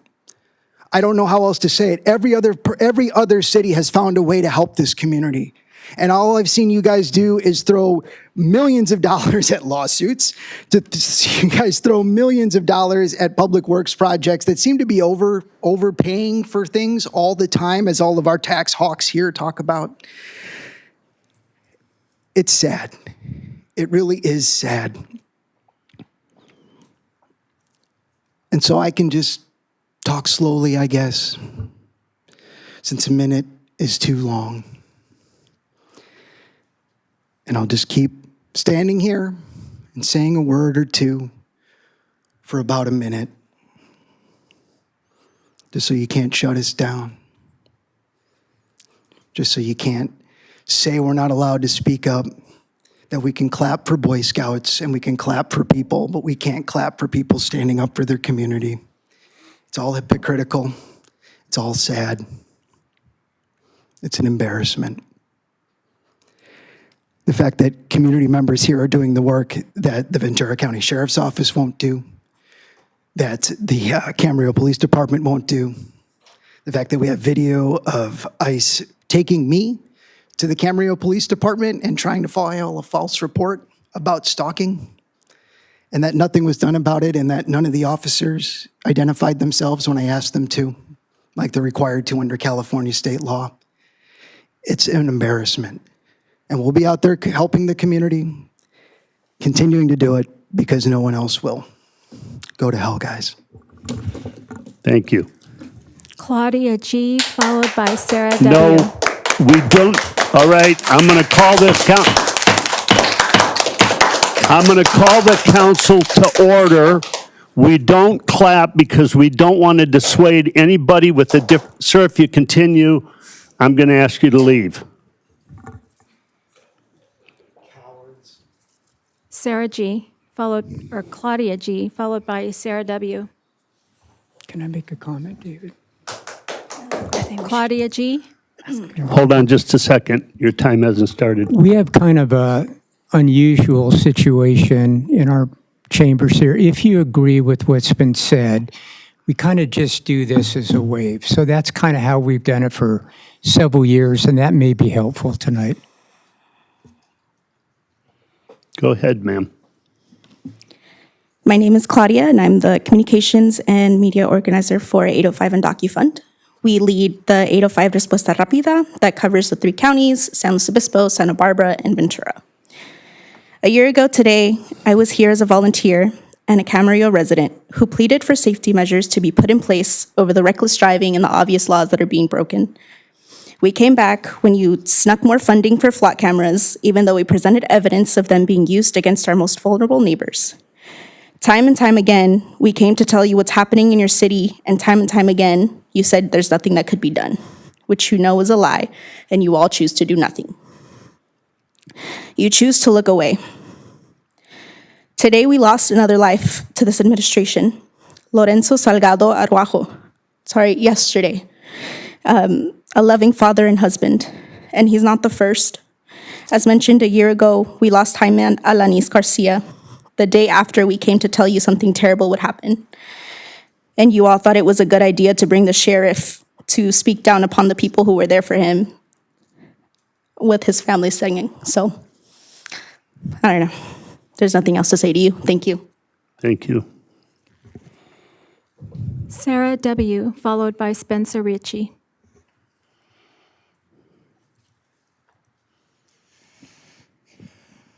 Good evening.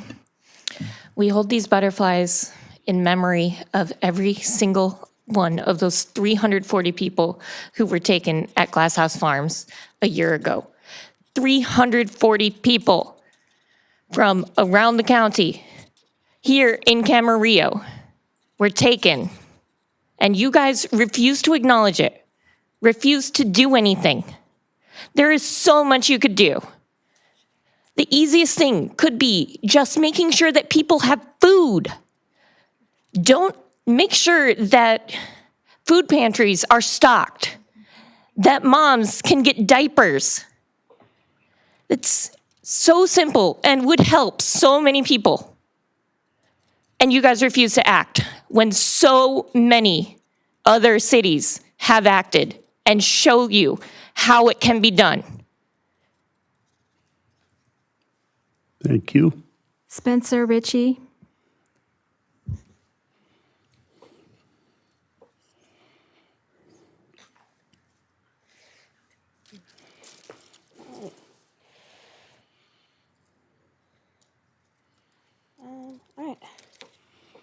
Go ahead, Spencer. Okay, hold on. Let me take off my mask.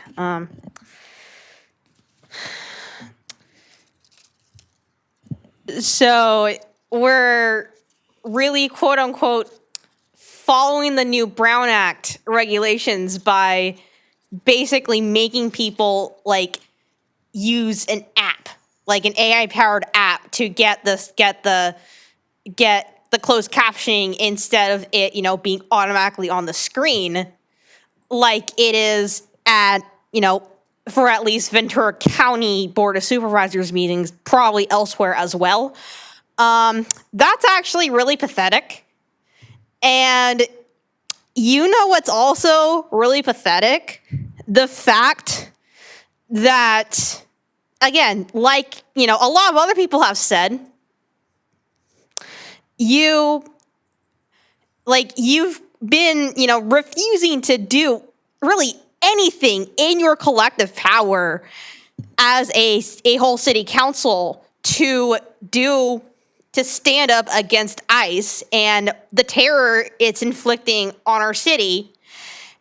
And that started, and this is not a new complaint. This did not start after Glass House. Like, I was here, albeit as somebody who was literally coming to complain about the lack of public transit locally here in Camarillo. When, there's tons of people here to, rightfully criticize your approach to ICE in our area. And then literally the very next afternoon, the very next day, the Glass House raids happened. And, in the months since that, I stepped up as a local Camarian and joined the 805 Undocumented Rapid Response Network.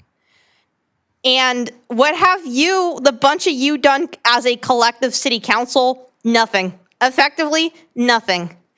And, you are, going back, tying this back to the whole captions thing earlier.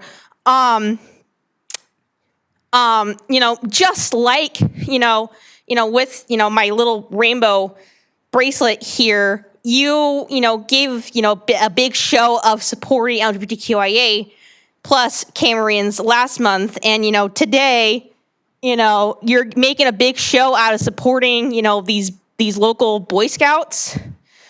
But you have to remember that, both disabled people and especially people who've been affected by ICE, those are in those two groups too. Thank you, Spencer. Your time is up. Thank you. Ryan Witt. I am here with 805 Undocu-Fund. I'm also an alum at Channel Islands. The Glass House ICE raid happened just a couple minutes away from Channel Islands campus, and I remember how the effects of the raid tore through our campus community. CSUCI students and faculty were at the raid to peacefully support immigrant workers. I remember the fear of my fellow students, many of whom have undocumented family members. Federal agents used tear gas, rubber bullets, and ran their car into students with no regard for human life. A CSUCI professor, John Caravello, was kidnapped and disappeared by ICE. A community member, Jaime Alanis, was murdered by federal agents. Parents were separated from their families. Following the raid, while our city council remained silent, it was community organizers that worked tirelessly to locate community members and raise funds for impacted people.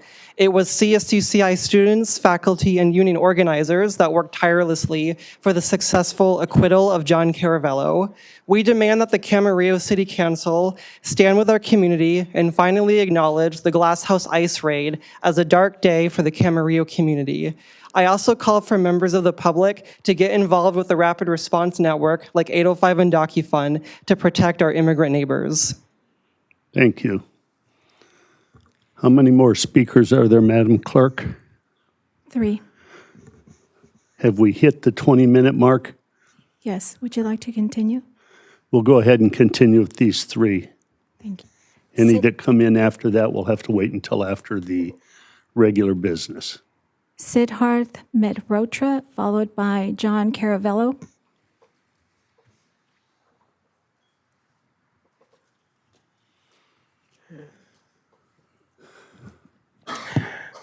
Good evening, Council. By all rights, Professor Caravello should be speaking before me. I too, though, was there that day, that dark day last July, when our community first became aware of the hostile presence in our midst.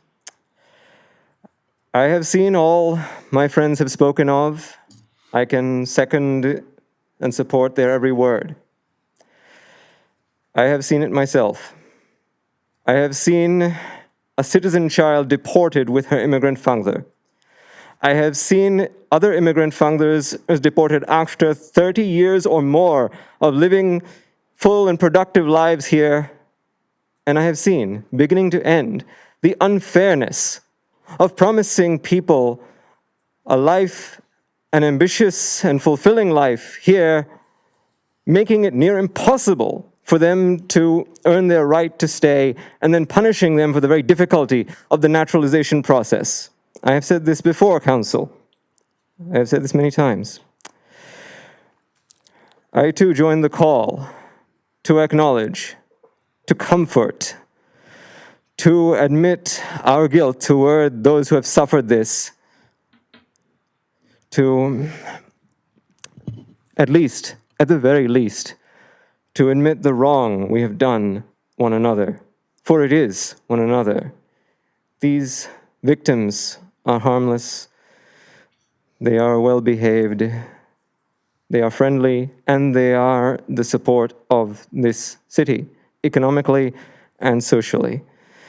They are part of us, and they are not truly immigrants. This country divided their ancestral land in half when the present borders were set. They are the natives of this country, and they belong here.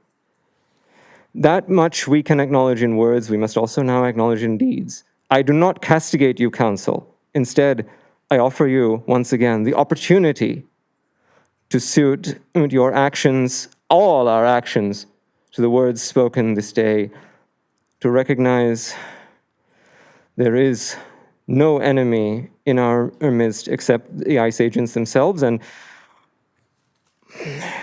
they are the only threat we have to face, the cure worse than the problem, to acknowledge people are in need, and it is our duty to take care of them.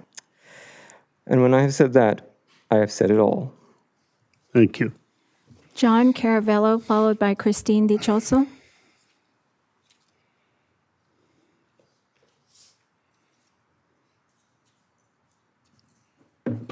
Hello. Welcome. Go ahead. My name is John Caravello. I'm an educator at CSU Channel Islands, just down the block. Almost a year since the Glass House raid, and the people are somber. But make no mistake, we are full of spirit. The people have continued to support immigrants at risk of abuse and worse at the hands of racist, militarized federal agents giving carte blanche to use whatever means necessary to terrorize our communities. We continue to do this not because our political and legal structures have failed us time and time again, even though, of course, they have, but because we know it's our responsibility to keep each other safe. It's out of your hands. You'll say, this is a federal issue. You'll say, let's leave aside the fact that you could, reallocate funds to support affected families. Let's leave aside the fact that you can do things to pressure the Board of Supervisors to do the same. Let's leave aside the fact that you could join lawsuits against the federal government's current immigration control tactics. Let's leave aside the fact that you can make statements of solidarity with your immigrant neighbors and their brave allies. And let's leave aside the fact that, something I learned today, you can just acknowledge it happened, right? Here's one way you actually can support. Get off your asses and come volunteer with us. I'm sure you all know what I've been through, right? Brutal arrest, 4 days of incarceration. First 2 days of which people had no idea where I was. I had no phone call, no change of clothes or anything to wash myself with. On the day of my bail hearing, I was placed in 7 different cells across 3 different buildings. When I got out, I was placed under strict bail conditions, travel restrictions to the Central District of California, random drug testing, ankle monitor, curfew from 8 p.m. to 5 a.m. for 8 months. After those 8 months, I was put on an app where I had to take a selfie in the middle of the night to prove I was home. It would wake me up to 4 times for 2 weeks in the middle of the night. Now, I had a 3-day trial. I was acquitted of all charges. But at that trial, I saw body cam footage of officers taking glee in, high-fiving, laughing about their indiscriminate use of tear gas and other weapons against the people. They also said that they were there conducting a search of evidence that would show them illegal labor practices, right? They were not there to collect evidence. They were there to collect people.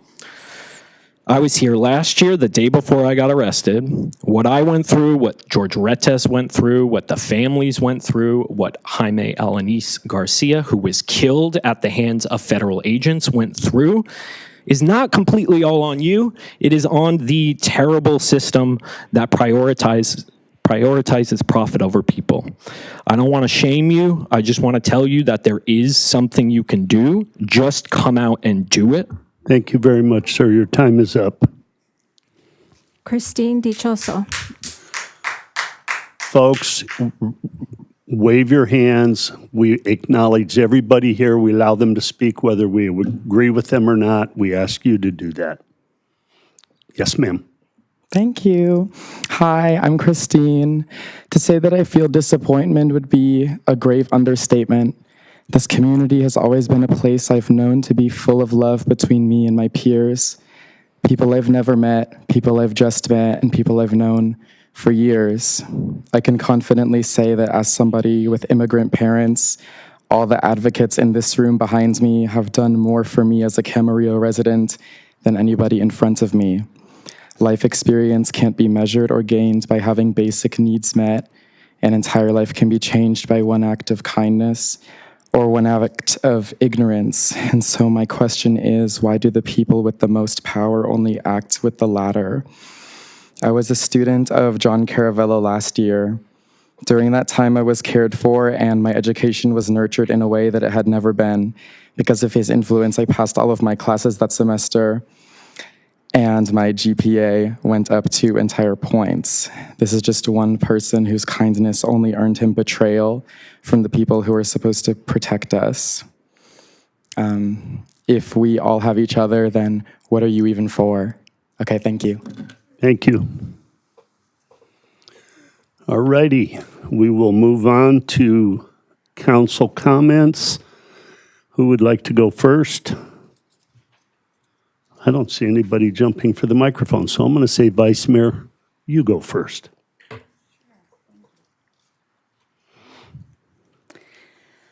Okay. July 29th, I attended the local appointments and liaison intergovernmental committee meeting. And July 29th, I also attended the Arneal Road groundbreaking. That is a project that's going to be offering permanent supportive housing for our people in our community, members of our community who are really struggling with homelessness. And thank you to everybody who made that possible. Thank you to Project Hope, city staff, and everybody who was involved. July 30th, I also attended the employee appreciation event. And July 30th, I attended the ribbon cutting at Bibro Mediterranean Grill. It's a new restaurant, Mediterranean restaurant over at the Camarillo outlets. It's actually really delicious. So if you get an opportunity to go and support a local family, that would be wonderful. And then today I attended the Ventura County Animal Services Commission meeting.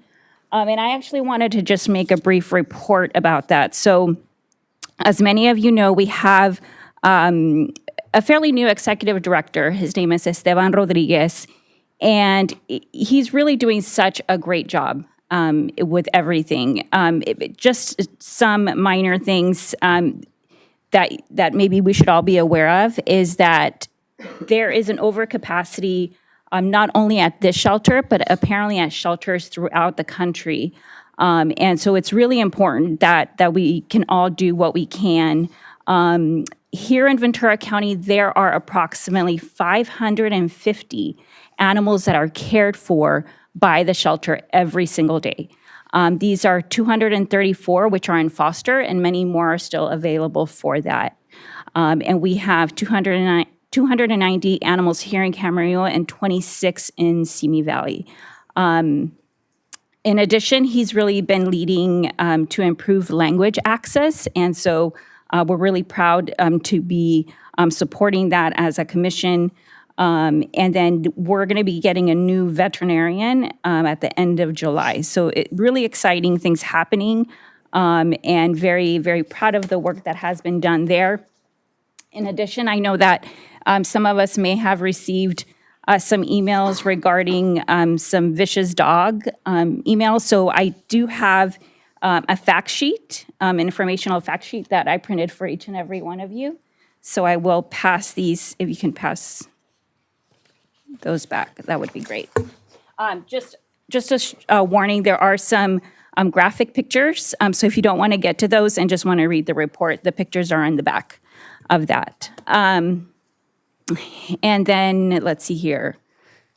And do you have a copy for the clerk as well? Yes, I can give that one and then get a copy. Thank you, Rachel. And then also, yesterday I was informed about a social media video that was circulating online from the group VC Defensa. The video appears to show a vehicle traveling in the opposite direction and crossing the city of Camarillo's divider in what appeared to be an unsafe manner. And so what I did do is I reached out to city officials. Our city manager is looking into it, and I specifically asked whose vehicle it was, whether it was federal immigration enforcement, and if so, what are the circumstances that led to that unsafe driving. So it sounds like the city officials are looking into that. And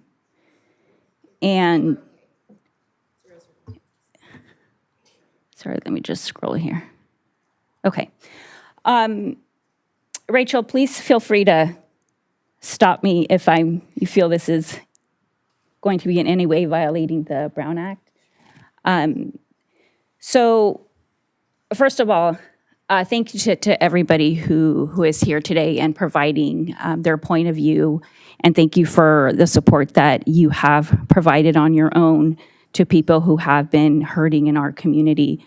The notion, though, that this city council has not acknowledged the pain and the trauma caused by federal immigration enforcement, or that we have done nothing, is just simply not true.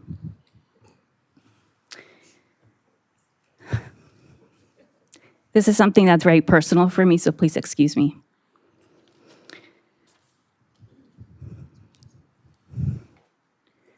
During my council communications in June, after that June raid, before any of you came to council, I made comments publicly. The city of Camarillo, after the raid, did create an informational video. The city of Camarillo, to the comment about providing food, the city of Camarillo did provide $70,000 to Food Share to support not only the city of Camarillo residents who are struggling, but also to extend that motion to cover Somas Ranch farm worker housing, who are our neighbors next door, and to extend that to students at CSUCI. I have also met with members of UndocuFund, along with our assistant city manager, Carmen Nichols, which was after hours for her as well. There have been statements of solidarity to that suggestion. I have personally been a part of that with Congresswoman Brownlee and with a group of elected officials. In addition, our mayor did provide a letter to the editor, which I am going to read to you now. Comprehensive immigration reform has not occurred since the presidency of Ronald Reagan.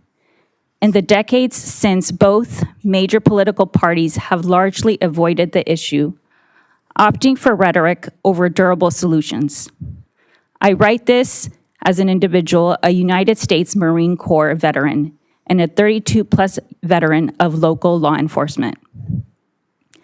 I am often asked what I think about immigration enforcement actions, including the use of force, even deadly force.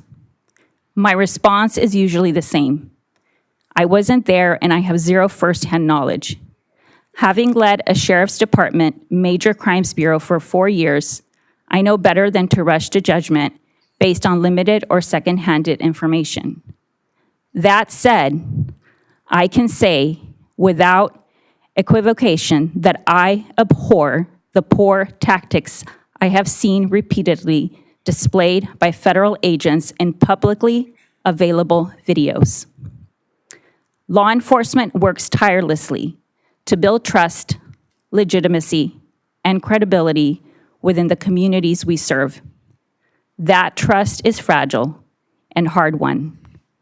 Federal agents, by contrast, often have no lasting presence, no sustained relationships, and no long-term accountability to the communities in which they operate.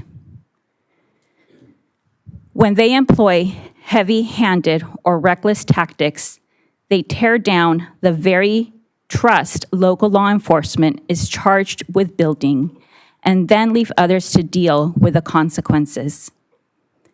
If these tactics are the result of policy, directives from the top, then shame on those who crafted them. If they stem from poor training, then again, shame on those responsible. A nation's sovereignty depends on secure borders. That is a legitimate expectation of any government, and one shared by most Americans. But enforcement can and must be carried out with professionalism, restraint, and humanity. Upholding the rule of law and respecting human dignity are not competing values. We are capable of both. Thank you, Mayor, for that letter that you wrote.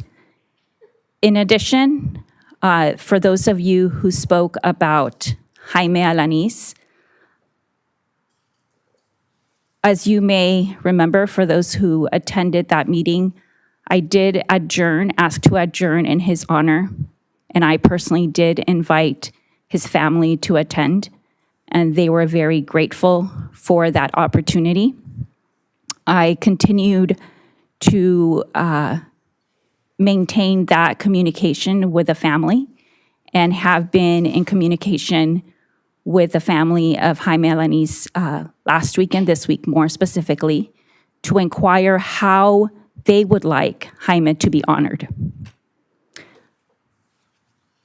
In collaboration with the family, we will be hosting a private event with the family and with farm workers that were impacted. In addition, you can follow Friends of Field Workers. Friends of Field Workers, in collaboration with the support of the family, will be forming a memorial scholarship under his name so that children of farm workers, or even farm workers themselves, can continue their higher education and be blessed to have that memorial in his name, and so his legacy can live on forever. With that being said, I am thankful to everyone who is doing something to help the most vulnerable in our community, whether it is people who are undocumented or people who are struggling with homelessness or people who are just struggling in any way, shape, or form. And I am truly honored to sit and be a part of this council. And I know being a part of this council and being an elected official, we will get criticized. And I thank you for that too, because your voice is important. But having said that, I think it's important to continue to always lead with empathy, to lead with love, and to lead with purpose. Thank you.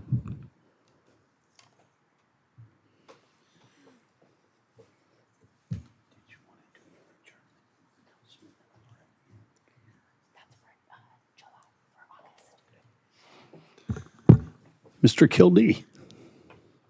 Thank you. Meetings attended. Turn my microphone on here. Okay, meetings attended. July 2nd, VRSD.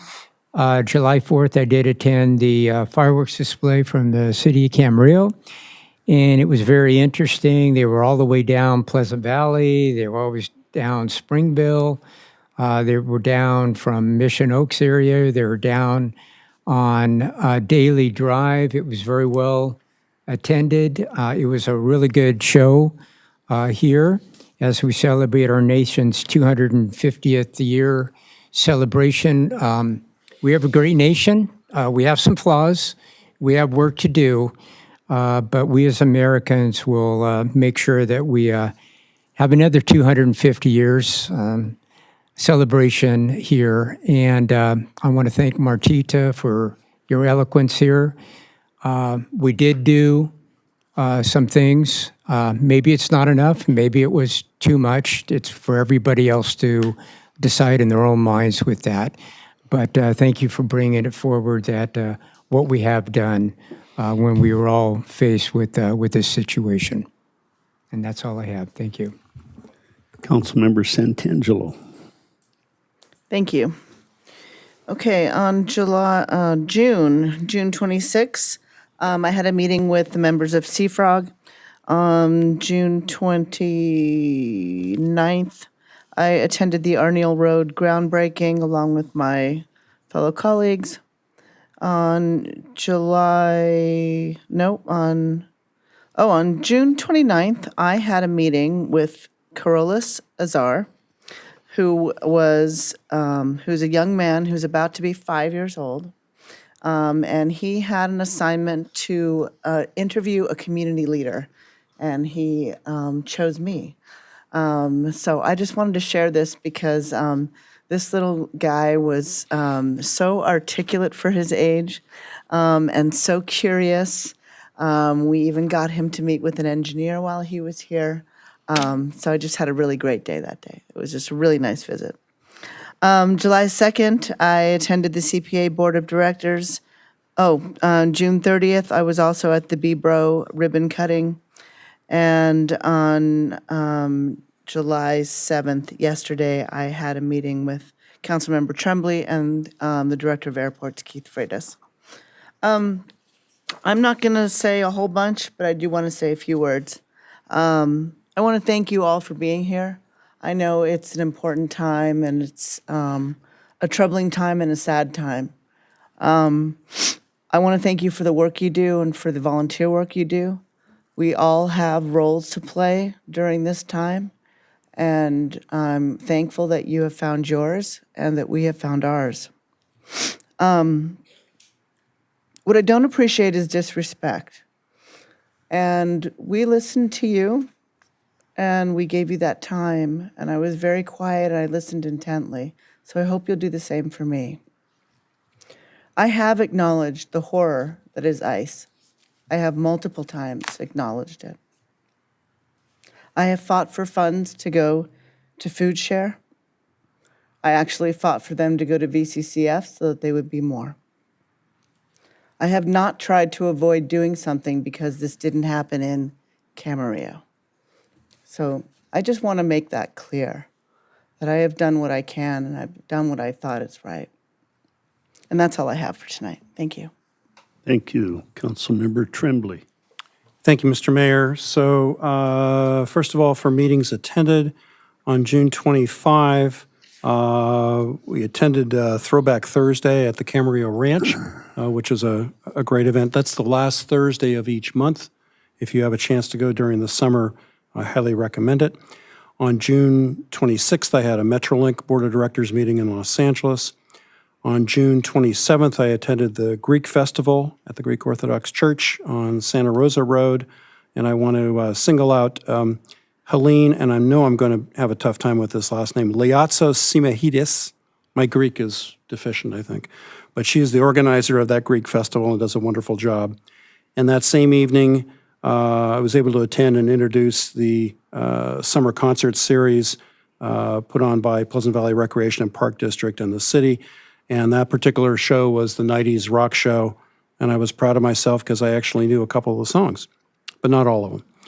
On June 28 to July 1, I was I attended the APTA Rail Conference in Baltimore, and then on July 7 with Councilmember Santangelo, I met with the County Airports Director. I want to thank Martita and Susan for your comments. And then I want to move to something different.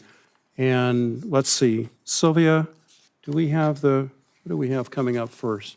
I want to, tonight, I want to ask the council to adjourn in memory of two remarkable individuals who made a very positive impact on our community during their lives.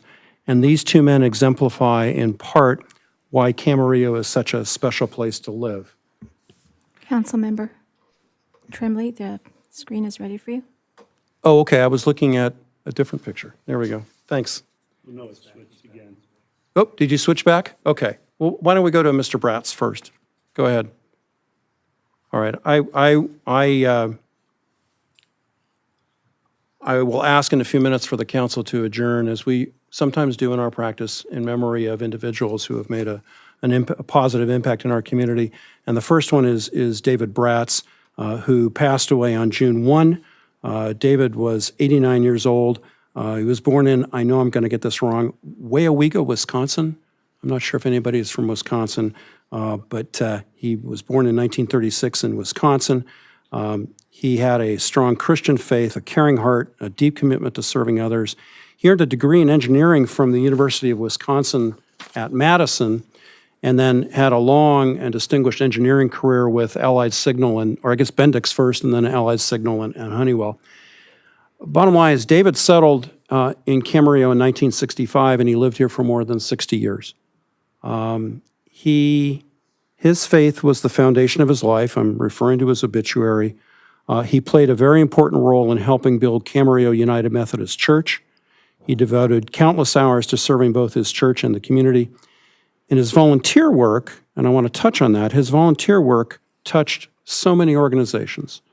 The Habitat for Humanity of Ventura County, the American Red Cross, the Camarillo Disaster Assistance Response Team, or DART, Food Share of Ventura County, the Camarillo United Methodist Church Craig LeBreton Medical Supply Project, and I know that he spent many years on that medical supply project to the benefit of many folks. The Pleasant Valley Historical Museum and Garden, and numerous other charitable organizations. His volunteer work positively impacted many lives. On a personal basis, Dave was a delight to meet with. He always had a smile on his face. He was a keen observer of community needs, and he made many suggestions to improve the community. But here's the difference. He didn't just talk. He actually made it happen. His personal actions, his commitment to volunteerism spoke louder than any words, and he will be greatly missed. The second individual that I'd like to talk about tonight is Lance Kistler. Lance passed away on June 17 at the age of 78. I'm going to go with his obituary for a few moments here, and then I want to have some personal reflections.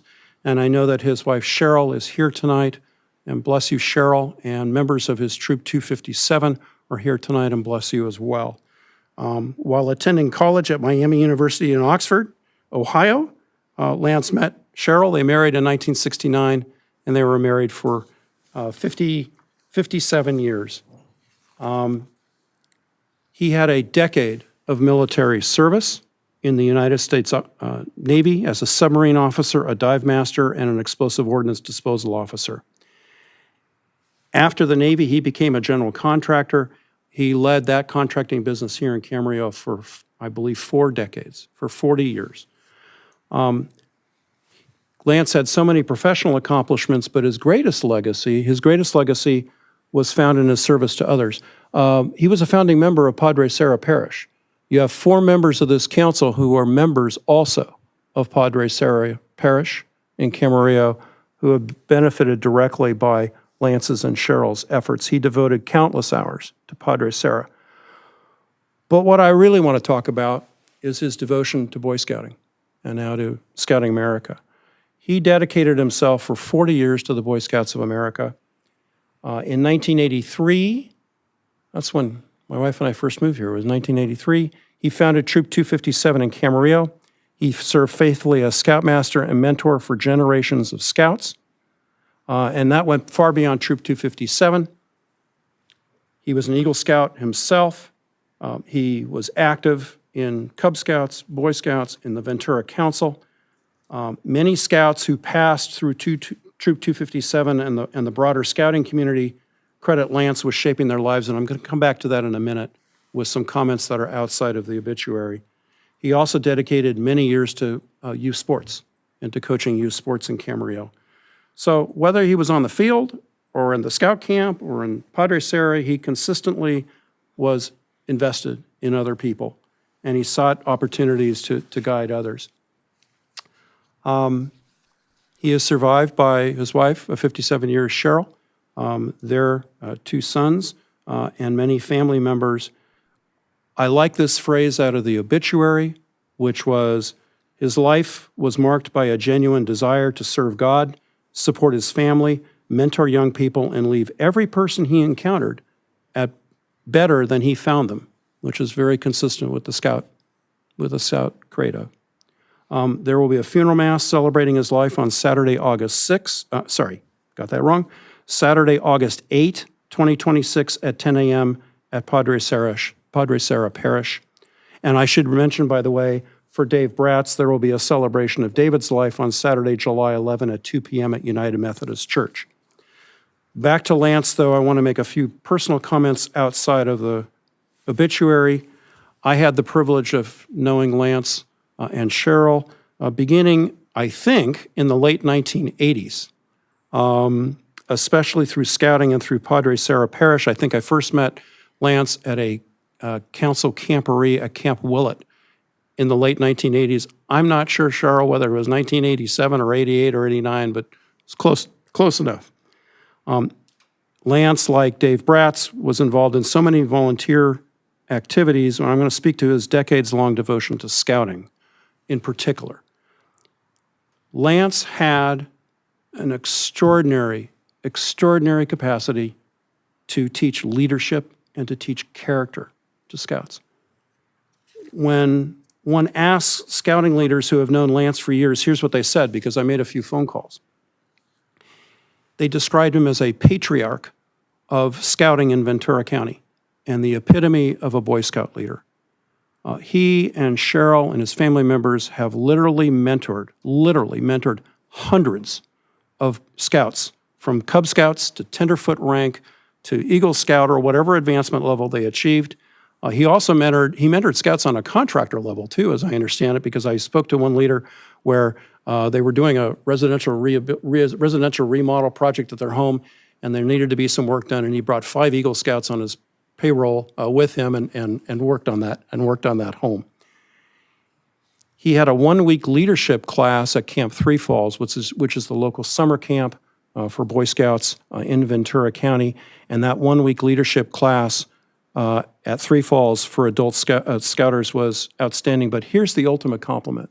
I spoke to a scouter yesterday, a scouter being an adult volunteer who is devoted to scouting, who now lives in another area of the United States, moved there recently. And he is putting into effect for his local Scout Council the leadership training and curriculum taught by Lance, which I think is the ultimate compliment. He left an extraordinary legacy in the young people he mentored. Cheryl, he will be deeply missed.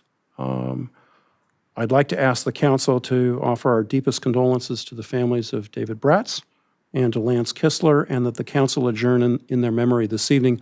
I know that I have a certificate as well from the council, I know, that I would like to give it at some point when we recess and give it to Cheryl. So if we could adjourn, offer our condolences and adjourn in their memory, I would be grateful. And thank you to Cheryl for you being here this evening. Thank you to the member and Mr. Hildebrand, their scoutmaster, and the members of Troop 257 for being here tonight. We will miss Lance. And we will miss Dave Bratz. Well said. Thank you, Mr. Tremblay. July 27th, I too attended the Greek Festival, the concert in the park. I'm sorry, June 27th. This is July. June 28th, I had the honor, along with Mr. Kildee, to present a certificate of recognition to young Owen Kramer during his Eagle Scout Court of Honor. Proud parents and a proud older brother who was also an Eagle Scout. On the 29th, I attended the Arneal Road groundbreaking with almost all of the other council members. On the 30th, along with the city manager and our economic development manager, we did a business visit at Teledyne in Camarillo. It's a company that employs, I think, between 200 and 300 people, a lot of engineers. I said 39 PhDs, but George corrected me today and said 59 PhDs work there. I could barely spell PhD, but I'll take George at his word. Phenomenal company, committed to Camarillo. They're in a massive manufacturing building that they built specifically for the sensitive sensors that they deploy. Many of the space satellites, the Hubble telescope carries their sensors, both infrared and optical sensors on the satellites.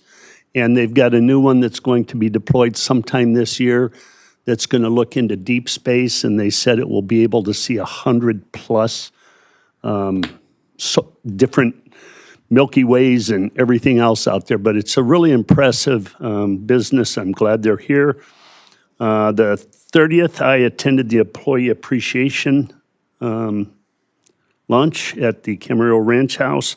On the 30th, I also attended the ribbon cutting along with Susan and Martita at Bibro, B-I-B-R-O Grill at the food court in the outlet center. And the owners are a couple that are originally from Iran.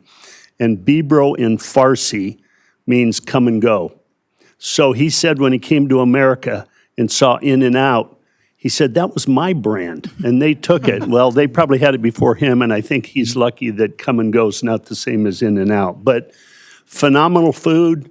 If you ever want Mediterranean food, stop at Bibro, say hello to the owner and his wife and his mother who has helped them start the business. I want to say that the 4th of July this year was very, very important to me, and it's for a personal reason. We're celebrating 250 years of this great experience in representative republic, but 50 years earlier, I was a United States Marine, and I got orders from Camp Pendleton to 3rd Marine Division in Okinawa. The airplane departed from Southern California with a whole bunch of us Marines in it on July 3rd, 1976. As we crossed the Pacific Ocean, we crossed the international date line. When we landed, it was July 5th, 1976.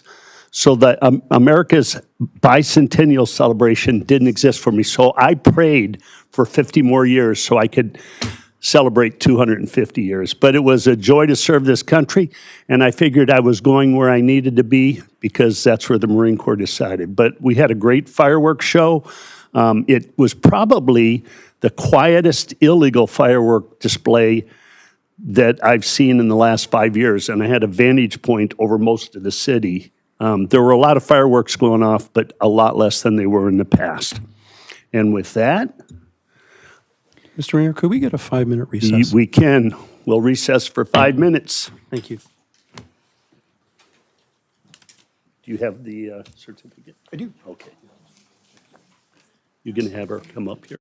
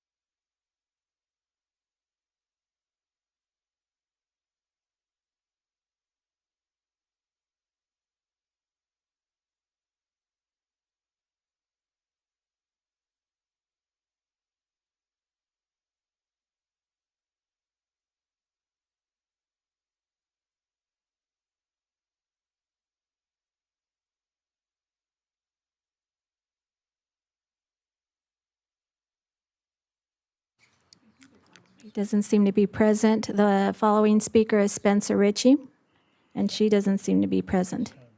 Nope, there's Spencer. Come on, Spencer. The Actually, gentleman would be first, Sid Harth. yep, Sid Hart, you're first. Come on up. Yes. This is on the consent calendar.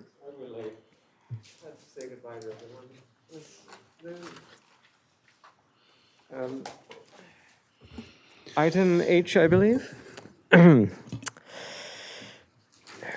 Item H is, as we know, prohibiting parking of oversized and recreational vehicles on public streets and highways. Now, I know there is much being done and much that remains to be done, and for the sake of what remains to be done, I say no such measure should be taken, no such prohibition. People need a place to stay. That has been acknowledged, and those who have acted in that interest have been commemorated, celebrated, and honored, rightly so, today and in previous meetings. I say nothing unknown today. People do need a place to stay, but until we have a place for everyone to stay, we should not restrict the places they have already, meager as those are. Those who our high prices and antiquated laws have forced into a semi-nomadic existence have nowhere to go except these same oversized and recreational vehicles. To have them kept constantly on the move, to punish them merely for needing a place to keep these machines, even merely overnight, it is counterproductive, I feel. It drives them not just out of the city, but into cities even less welcoming than ours. It leaves them stranded many times and leaves them without the means to better their situation. The longer people are allowed to stay, the likelier it is they will make that stay permanent and achieve those structures and appearances of permanences we prize so highly. And so I would prefer, Council, this item be reviewed and, if possible, changed to permit people some more room to maneuver. Thank you. Thank you. Spencer Ritchie.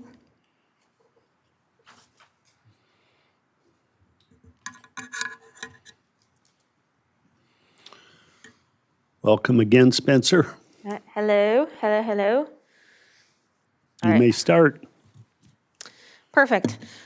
Hello. I am talking on both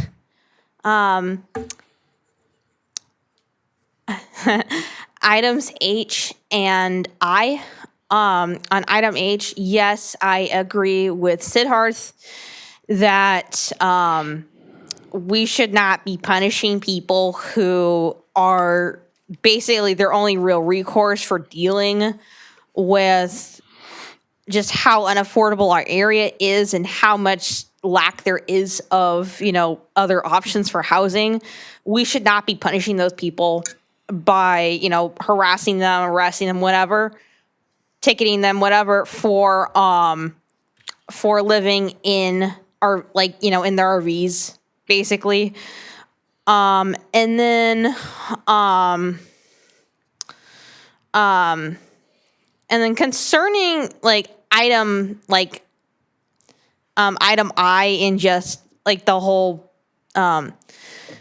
city council member salary thing in general.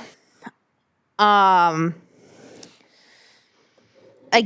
I do think that city council members' salaries and stuff should be high enough to attract a wider diversity of people into local government.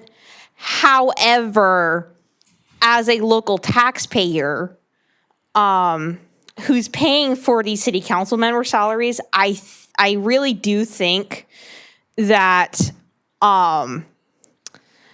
in exchange for that, city council members do have that obligation to be, again, because they're literally being paid to do so, actually pay attention to what their constituents are saying during meetings, during their during the public comment sections. Again, like over the past year, basically my friends and I have noticed that, you know, there's been multiple instances of you like looking at your phone and stuff instead of, you know, keeping your eyes, you know, or something on, you know, the person commenting, which I think is really rude. And then ending with, you know, another point about public comments.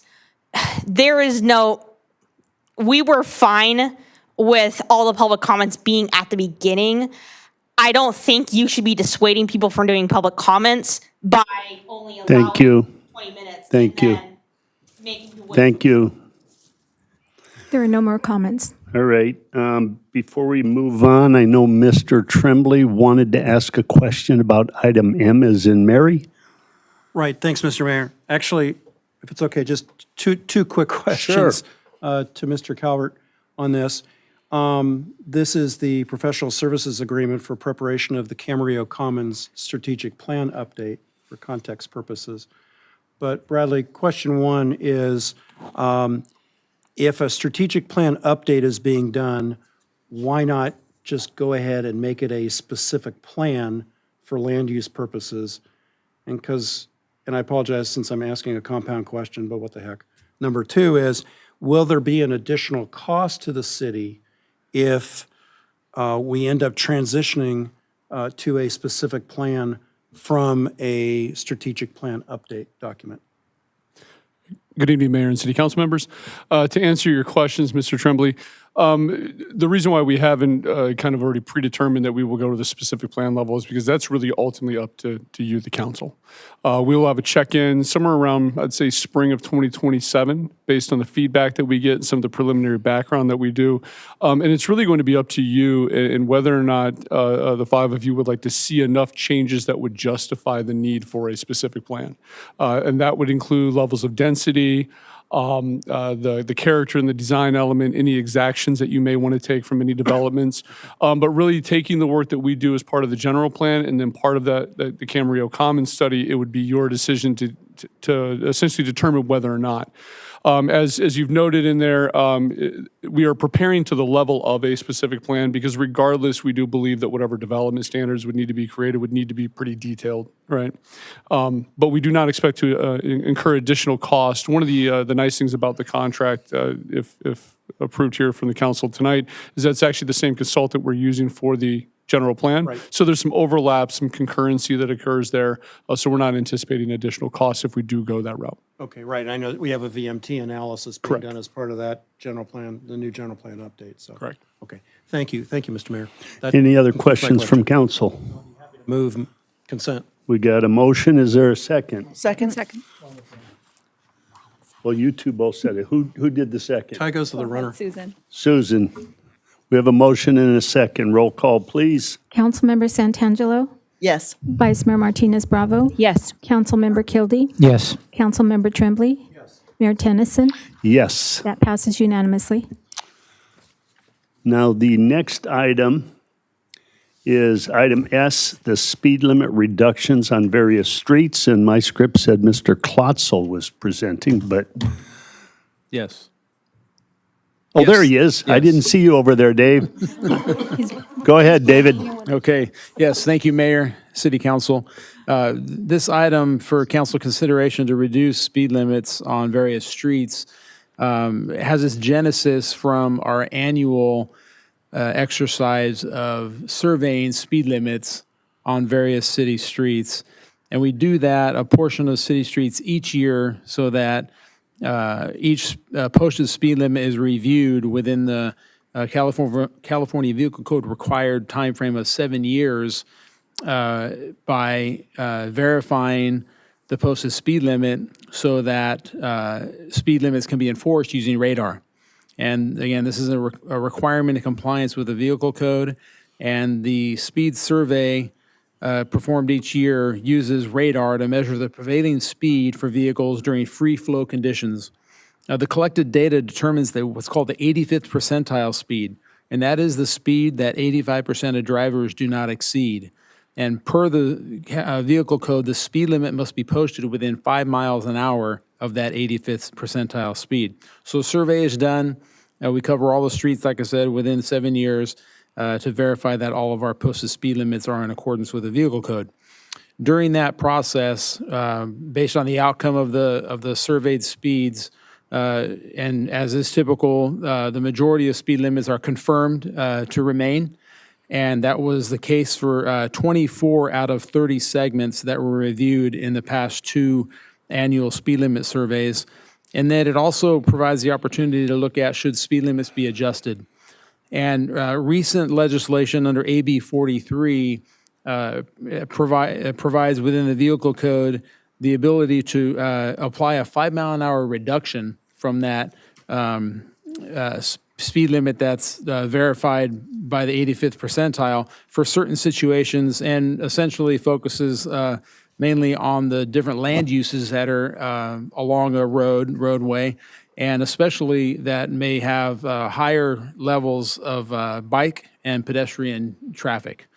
So each time we do these surveys, we look at those locations that may be of interest to apply a reduction for essentially safe use of streets by all.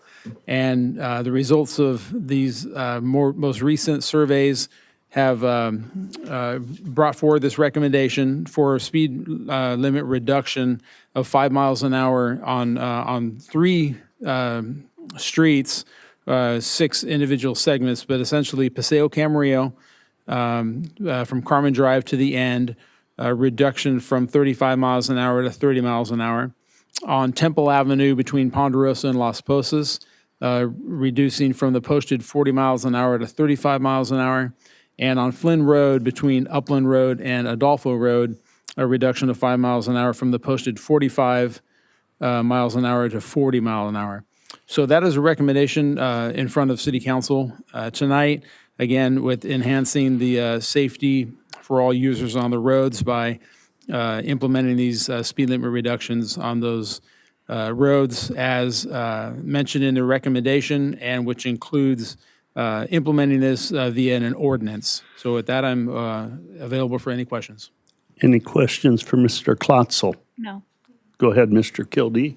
Yeah, Dave, thank you. So I just want to make sure I understand. So when we do the speed limit, if 85%, let's just take an easy figure that I can wrap my own head around. So if the average within the 85 percentile are driving 40 miles an hour, by this AB law, we can go down 5 miles an hour. So we can basically drop that speed from, let's say they're actually going whatever it's listed, they're going 40, we can drop it down to 35. Is that essentially true? Correct, yeah, based on that, again, that 85th percentile speed. Yes. And that's by law, right? That's by state traffic correct. law, correct? That's correct. And Yeah. we do an analysis on this, I think it's every 5 to 7 years. What was that? Right, and on average, we cover all the city streets with between 5 and 7 years. The vehicle code requires that essentially the speed limit, posted speed limit, be verified by the speed survey according to the 85th percentile speed, and be certified that the radar speed survey basically verifies that posted speed limit has to be done every 7 years. It's checking it on a regular basis to see if there's any change in vehicle behavior, driver behavior, speeds, and then making appropriate adjustments. So yes, we comply with the vehicle code by accomplishing that between every 5 and 7 years for all the roads in the city. We do a portion of the city each year, so that it's not overburdensome on completing the surveys. And then within that 5 to 7 year period, we've covered all the posted speed limit roads in Camarillo. And we mostly accomplish this by doing radar, correct? Is that mostly how we gather the data That's on correct. this? That's By correct. radar, okay. Thank you. Any other questions for Mr. Klotzel? Madam Clerk, do we have any public comments? No public comments. All righty, council discussion. I'll move the suggested action. We got a motion by Mr. Kildee, and a second by Councilmember Santangelo. Madam Clerk? Councilmember Santangelo, Yes. Vice Mayor Martinez Bravo, Yes. Councilmember Kildy, Yes. Councilmember Tremblay. Yes. Mayor Tennyson. Yes. That passes unanimously. Thank you. We will move on to item T, no stopping except by permit restriction on El Capitan Place and El Corazon Court. And it looks like Sergeant Miller will be the presenter. Good evening, Mayor. Good evening, Council. Throughout the last school year, both the police department and the city have received ongoing complaints from residents living in the area of El Capitan Place and Refugio Court, which is the neighborhood directly to the north of Adolfo Camarillo High School. There's a walking path, which the main crosswalk across from the school utilizes that goes directly to that neighborhood, making it convenient for an additional student drop-off and pickup location. Residents reported a variety of concerns during school arrival and dismissal times, including vehicles double parking, the blocking of driveways, excessive trash left behind by students, people remaining in parked vehicles for long periods of time, reports of suspected drug use. While these concerns became more pronounced during last school year, they're not new, and we've been working to address issues with this neighborhood and Camarillo High School traffic for many years. This spring, the police department met with the city manager's office, Councilmember Martinez Bravo, Oxnard Union High School District Trustee Estrada, the Oxnard Union High School District Superintendent Tom McCoy, and the Adolfo Camarillo High School Principal Aaron Peck, and neighborhood residents to better understand and discuss concerns and potential solutions. Over the years, both the city and the school district have implemented several incremental measures to address these issues. Many years ago, the city established a no parking restriction between 9 and 10 a.m., and that's in the shaded areas depicted on the map shown. And that was to encourage students to park on campus during school hours. So that was an issue at the time, was off-campus parking. Residents were issued parking permits so they can continue to park in front of their homes without being subject to enforcement along with guests of the residents. And this was in response again to off-campus parking. A few years ago, after the school's renovations, the City Public Works Department also reconfigured lane striping and installed signage along Mission Oaks Boulevard, creating 2 designated student drop-off and loading zones on Mission Oaks Boulevard, both on the south and north curb lines. In addition, the school district repaved a large dirt open lot in their lower parking lot and restriped, creating a significant number of new parking on campus. And there is also a school pickup and drop-off within the lower and upper parking lots of Adolfo Camarillo High School when the gates are opened. From the police department's perspective, each school year begins with educational campaigns and in partnership with the school district to remind parents and students about these parking procedures and traffic procedures and expectations within the neighborhood. We also assign additional traffic officers during the opening weeks of school to educate drivers to try to improve compliance. We have a school resource officer assigned at Camarillo High School. And when necessary, we've had to conduct enforcement in response to continued complaints. Although our enforcement efforts have not substantiated reports of drug use or excessive littering, we have confirmed that there are vehicles partially blocking driveways at times, double parking, and high vehicle volume within the afternoon pickup because people arrive early before the bell rings, which they should arrive after. Collectively work together, and the efforts have improved on El Capitan Place and in the neighborhood, but still are not fully resolved. And so that's the proposal tonight and the proposed changes. So this is the next step. Staff is recommending the establishment of no stopping except by permit signs. Restrictions will occur during school hours throughout the neighborhood, shown on the map. And because Refugio Court's a private street, it's not shaded or depicted. If approved, this action will replace the existing 9 to 10 a.m. parking restriction. Public Works will install new signage. Before the start of the school year, the city will implement an online permit application and renewal process for residents. All affected residents will be notified of the new requirements. And this change is primarily based off of pickup and drop-off being the continued issue. And the police department will again partner with the Oxnard Union High School District and to ensure parents are informed of the new restrictions and procedures and the other available options. As we do every year, our traffic unit will focus initially on education and warnings before transitioning to enforcement if violations continue to occur. And as always, the afternoon pickup's the worst, so we encourage parents and students to follow procedures, but for pickup, arrive late. Arrive after the bell rings. Do not arrive before. If there's no students flowing off campus, there's no traffic flowing. And this concludes my presentation. I'd be happy to answer any questions. Anybody have any questions? Mr. Kildee. Yeah, thank you. Got a couple of questions and maybe another idea. First of all, my question is that does this affect the homeowner too? In other words, somebody's getting something delivered here and they park in front of an individual's house there. Is that in accordance to this new restriction as well? Yeah, so the no stopping will affect any pickup or drop off. Primarily seen in that neighborhood, it is by the campus parents. Residents are able to get passes for themselves and guest passes. So anything planned wouldn't be, and we'd also use discretion. So if it's something at the permission of the owner or the residents, our officers would use discretion. But the signs would be restricting any stopping except by permit. So let's say, a repair person is there. I mean, obviously I use some discretion on, look, it's a repair person that's in there that's repairing the home or whatever. Would that be correct to say? Yeah, as we discussed, the resident would have guest passes, so he would be able to give that to the repair person. So the guest pass would be the guest permit, and that would be a permitted vehicle. But if it was like an Amazon driver unexpected to the homeowner, something like that, that was where I was talking about discretion, and that person might not have a pass. Mm-hmm.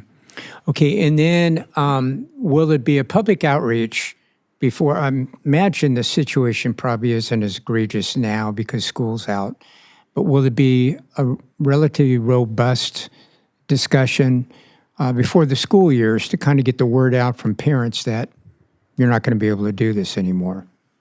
Yes, and a lot of that messaging will go out directly through the school messaging systems and ongoing, and we've had to work with the principal for weekly messages in regards to traffic enforcement, so I'd expect the same to implement these changes.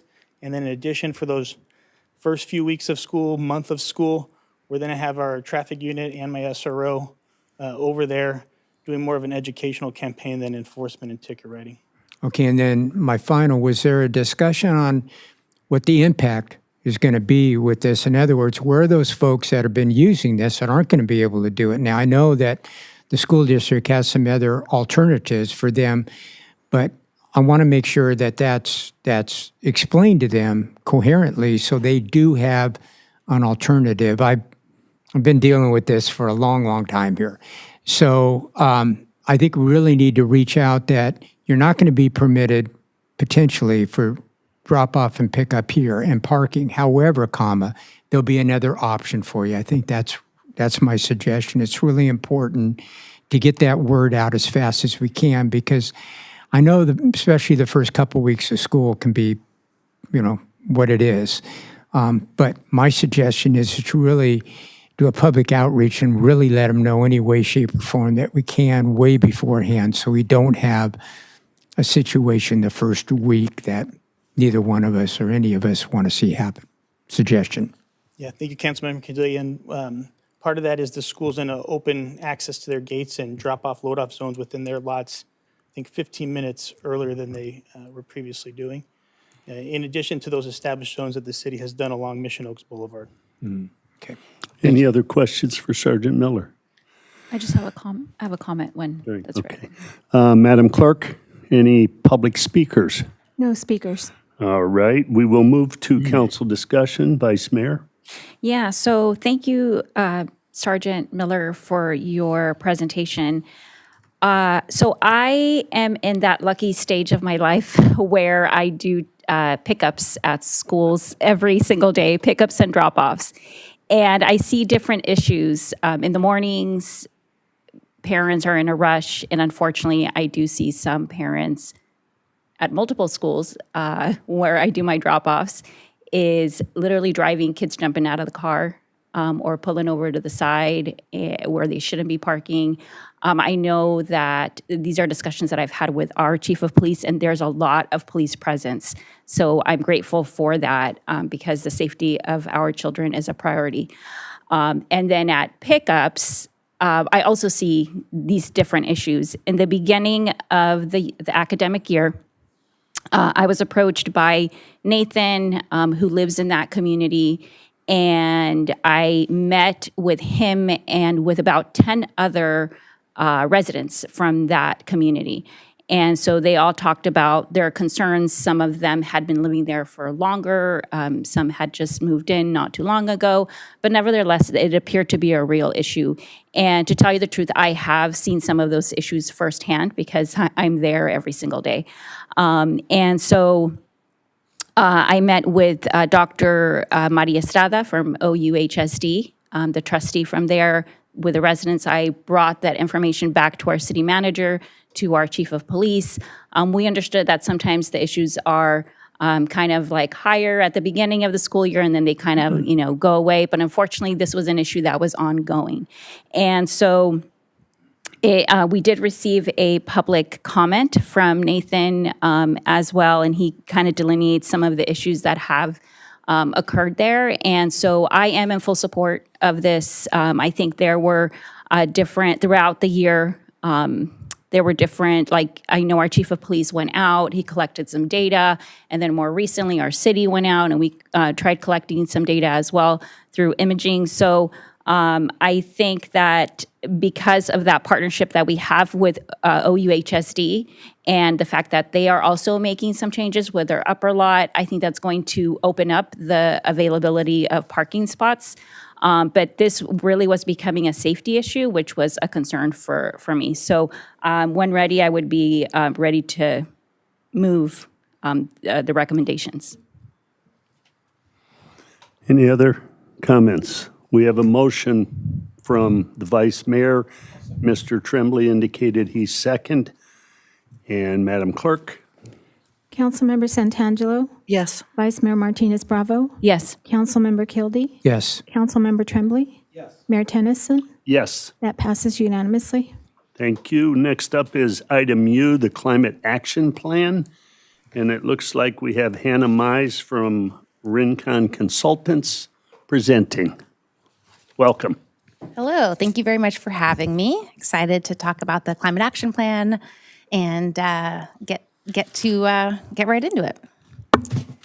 All right, so I have been here before and appreciate again the opportunity to come. Today, this is a culmination of the hard work that has been put into place, and we really wanted to talk through the Climate Action Plan development process, the purpose of it, the work that's been completed, and then the implementation. Where do we go from here? And close out with staff recommendations.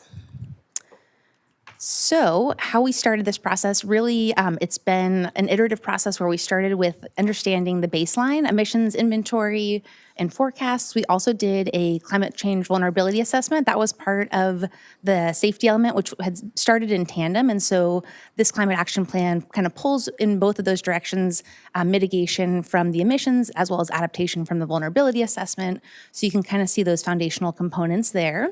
And then once we had the understanding of, what are the emissions, what are the impacts in climate change going forward, what is the city going to see, we started to develop measures and actions. Those are really provisional or preliminary. We took those out to the community, city staff, planning commission, had everybody kind of vet those, make sure that it was, comfortable and still very aspirational.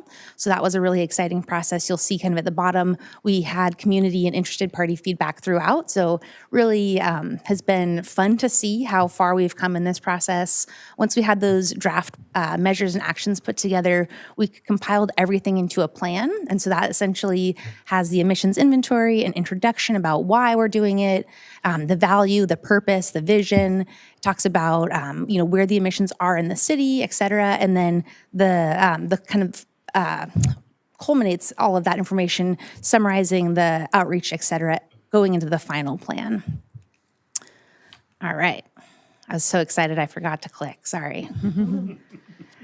All right, the purpose of the plan, really it's a framework to outline how the city will reduce greenhouse gas emissions over time. There's also the sustainability master plan, which I'm sure everybody's very familiar with. That's at the city municipal level. The climate action plan is at the community level, so they're very complementary, although they are different. They are kind of, again, pulling in the same direction. And then we have the roadmap, really provides what does the future look like? How are we going to become more resilient? You know, we're experiencing heat waves. I was logging off my computer today. It popped up and said, you know, heat expected in the next couple of days. What does that look like? How do we address that going forward? And then really making sure that the community voices are heard. We did a couple of community events, surveys throughout. This plan started during COVID, so it was a really interesting iterative process to see how that community engagement evolved. And really, again, making sure that everybody's voice is involved and reflected in the final plan. Going back to the work that we completed, starting off, I had mentioned we did an inventory, forecast, and set targets. And what that looks like here, on the right, we have a pie chart. This is very similar to what you'll see in pretty much every jurisdiction across Southern California. Transportation and energy are the greatest sources of emissions, and what that really means is those are the areas we focus the greatest on for our measures and actions. So we're really trying to reduce that, those kind of pieces of the pie. We also recognize waste and water and wastewater also play a role, but really collectively trying to understand where we are now so we can make progress going forward. Here we have a kind of a forecast mapping tool. So what this looks like is you'll see it's a little bit small there, but I know everyone has on their screen there. I'm just going to walk through it really fast. We have the 1990 baseline. If things were to stay as they were in 1990, that's that top dotted line. We have a yellow line kind of going up. That's BAU, or business as usual. And if it was to stay as it did in 2019, when we did that emissions inventory, we'll see a slight increase kind of to 2030, and then more or less straightening out, not entirely, but not increasing, exponentially. However, we recognize that the state is doing a lot of work already. And so that's that blue line. Those are things like the Renewable Portfolio Standard, Pavley Clean Car, stuff like that has already been implemented throughout the state, and that's going to be implemented in Camarillo. So there's already this little adjustment going on. And then the green line at the bottom really shows where we would want to go to reach the 2030 and then 2045 California goals. So 2030 is 40% below 1990, and then 2045 is carbon neutrality. We have that gray box in the middle kind of showing the difference, and how we're going to get there is through the measures and actions. So we'll talk a bit about those in a second, but again, I did mention the climate change vulnerability assessment. This was a multi-phase process. It also included engagement with community members and stakeholders to really understand and calibrate the models. We understand that those are great kind of starting points and provide us information, but we also want to validate the lived experiences of the community, and so we made sure that was integrated throughout. So that was in the safety element. Why I'm talking about the safety element, again, they started at the same time, and we really tried to make sure that this climate action plan included mitigation, which is the reduction of emissions, as well as the resilience adaptation component from the safety element.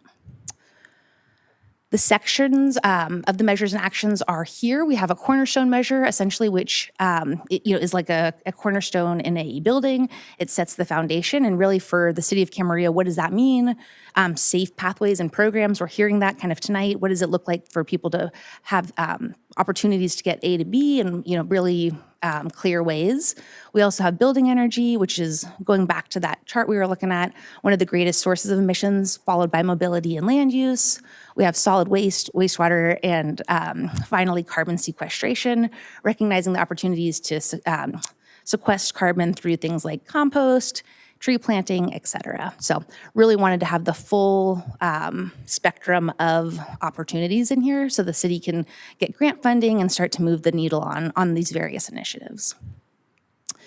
We have the draft cap, as I mentioned. It has an introduction, summarizes those emissions, that has the strategies. And then we have a really important section of this that is the implementation and monitoring that talks through how it's going to get done. All these ideas are amazing. Like I said, it's taken a real effort to get here through this collaboration. But what does it mean, a year from now, 2 years from now, 10 years from now?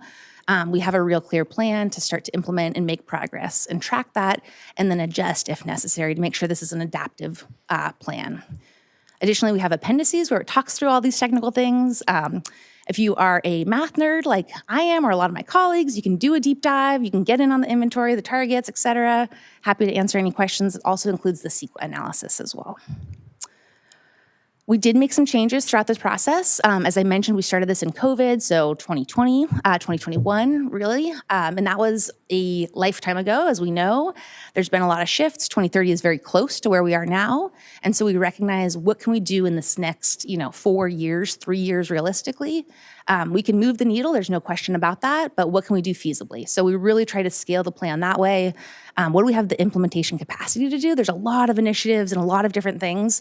One of the things that I think is really important about this climate action plan and the sustainability master plan is it pulls all of the things that the city staff and community are already doing and kind of puts it into one place, so we're really showing, all these moving parts are happening. So really it provides that capacity, and we want to make sure that we're credible and that we can do the things we say we're going to do. So that last piece I think is really important. And then from here, where do we go? I think I'm so excited to see this plan come to fruition.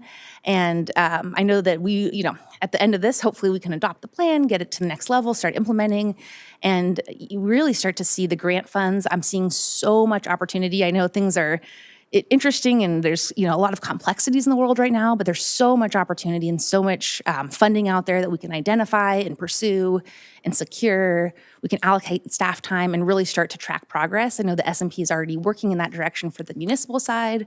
So again, just kind of tying all these pieces together and showing that the city's super committed and excited about this project. And then we have a staff recommendation, which I will leave here and answer any questions that arise. Does anyone have a question? I just have Go a ahead, question for Mr. the city clerk, actually. I'm sorry. I just had a question for the city clerk. There's earlier today, there was a community member who informed me that, by the name of Dave Gilbertson, that he submitted a comment. I don't see anything on my email, and I was just wondering if it didn't go through or. It was probably received after Okay. the deadline, which was really close to 2 p.m. this afternoon. We received several comments, and you'll get those in your mail tomorrow morning. Okay, thank you. Mr. Tremblay. Thanks, Mr. Mayor. Thanks, Hannah. Thanks for all the work, and thanks to staff for all your work on this. Just a quick question. You mentioned in your opening remarks, you used the term aspirational. And is that a phrase that's set forth in the climate action plan, that these targets or standards or goals are aspirational? Yeah, great question. So definitely, that's listed in here. It says, we will do what we can within reasonable feasibility, staffing capacity, et cetera. And I think that the cool part about it is with that implementation and monitoring, we can start to identify, a year from now or 2 years from now when an inventory is done, where were we moving the needle, where maybe we weren't, and then readjust. So absolutely, I think that there's a lot of things that are still unknown technology-wise and whatnot. So absolutely, that's included. So it's clear in the body of the plan that it's aspirational. Yes. I guess my concern, I'm all for moving forward. My only concern in times like this is we don't put ourselves, I don't want a target or a standard that is set in stone that might result in an action against the city if the standard or the target is not met. I want to avoid that. Absolutely. We were really thoughtful. I think Jackie and team really kind of reiterated that. I don't know, Jackie, if you want to jump in on anything here, but there was a real emphasis to make sure that it's in alignment the best as possible with the state. We'll do it, we'll do what we can here, recognizing that there are things that are outside of the city's control. Got it. Thank you. Thanks, Mr. Mayor. Any other questions? Go ahead, Mr. Kilby. I have a question and a comment. So if I understand it, this climate change is pretty significant. It's pretty real. And well, all of us have to do is watch the news, go on TV and see these major heat waves hitting, Europe and hitting our country, this major heavy, rainstorms and flooding and all that. It is out there. My understanding is that somewhere up to about 45% is emission control, emissions here.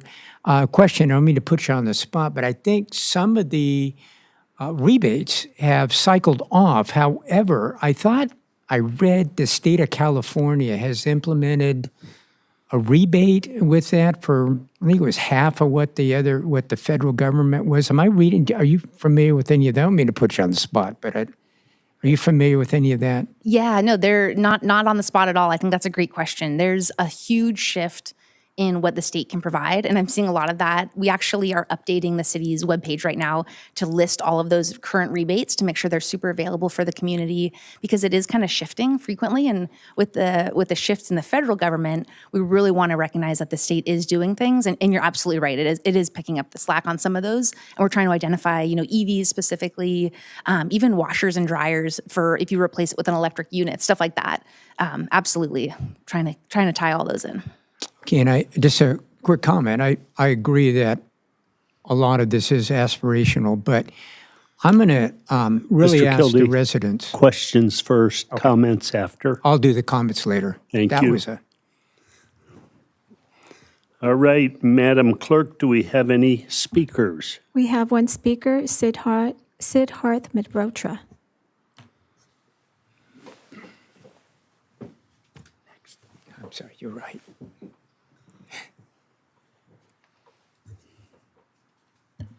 Thank you, Council, and please bear with me again. This plan is very welcome. I am sure there are many who have been here before who will thank you for it, and there are many more to come who will thank you for it again. I myself thank you for it. I am entirely in favor of it and of going beyond it if necessary. What more need I say? We may not all see it come to fruition. I myself may not. But there will be plenty who will, and they will look back on it if it is carried out and speak your names and memories with the highest praise. That is all. Thank you, sir. Is that it, Madam Clerk? Yes, that's all. All right, now council discussion, Mr. Kildee. Okay, thank you. Just a comment. And I appreciate that a lot of this is aspirational, but I want to implore my residents of the city as the council's VRSD representative that we continue to make a strong attempt to recycle our food waste. And we do that in our household. We have a small little container, and we put the food waste in it. It took about a month after I started doing it that my wife started talking to me again. But once you get used to it, it's very easy to do. It could really make a difference here too. And it's something in our own little ways that we can do to try to help this situation. And that's really what it's all about to me is what can we do in our own relatively small ways to try to help this situation? And that's one of the things that we can do among others. So thank you, Mayor. You're welcome. Any other comments? I have a quick comment. To answer Mr. Kildee's question, the governor did sign the budget, and in that is a California rebate of $3,500 for first-time purchases of an EV under $50,000 unless the car was manufactured in California, which is Tesla, Lucid, and the one Rivian. So those are three California EV companies that the $50,000 cap doesn't apply. So go out and buy one of them. Can you buy another, just those three? No, you can buy any other one under $50,000. Okay, got it. Yeah, those They are- removed got it. the cap because these are California companies. Okay. Thank Okay, no further discussion. Do we have a motion? I'll move the suggested action. We already do that? So did we do that? No. We got a motion from I'll Mr. move the Kildee, suggested a action. second from Ms. Santangelo. Madam Clerk? Councilmember Santangelo? Yes. Vice Mayor Martinez Bravo? Yes. Councilmember Kildee? Yes. Councilmember Tremblay? Yes. Mayor Tennyson? Yes. That passes unanimously. Thank you very much. Will our city attorney give a closed session report? Yes, thank you, Mayor and Council. We did conduct closed session earlier today, and there was no reportable action. Thank you, and as a reminder, we are adjourning tonight's meeting in memory of David Bratz and Lance Sanders Kistler. In their memory and their honor, we are adjourned.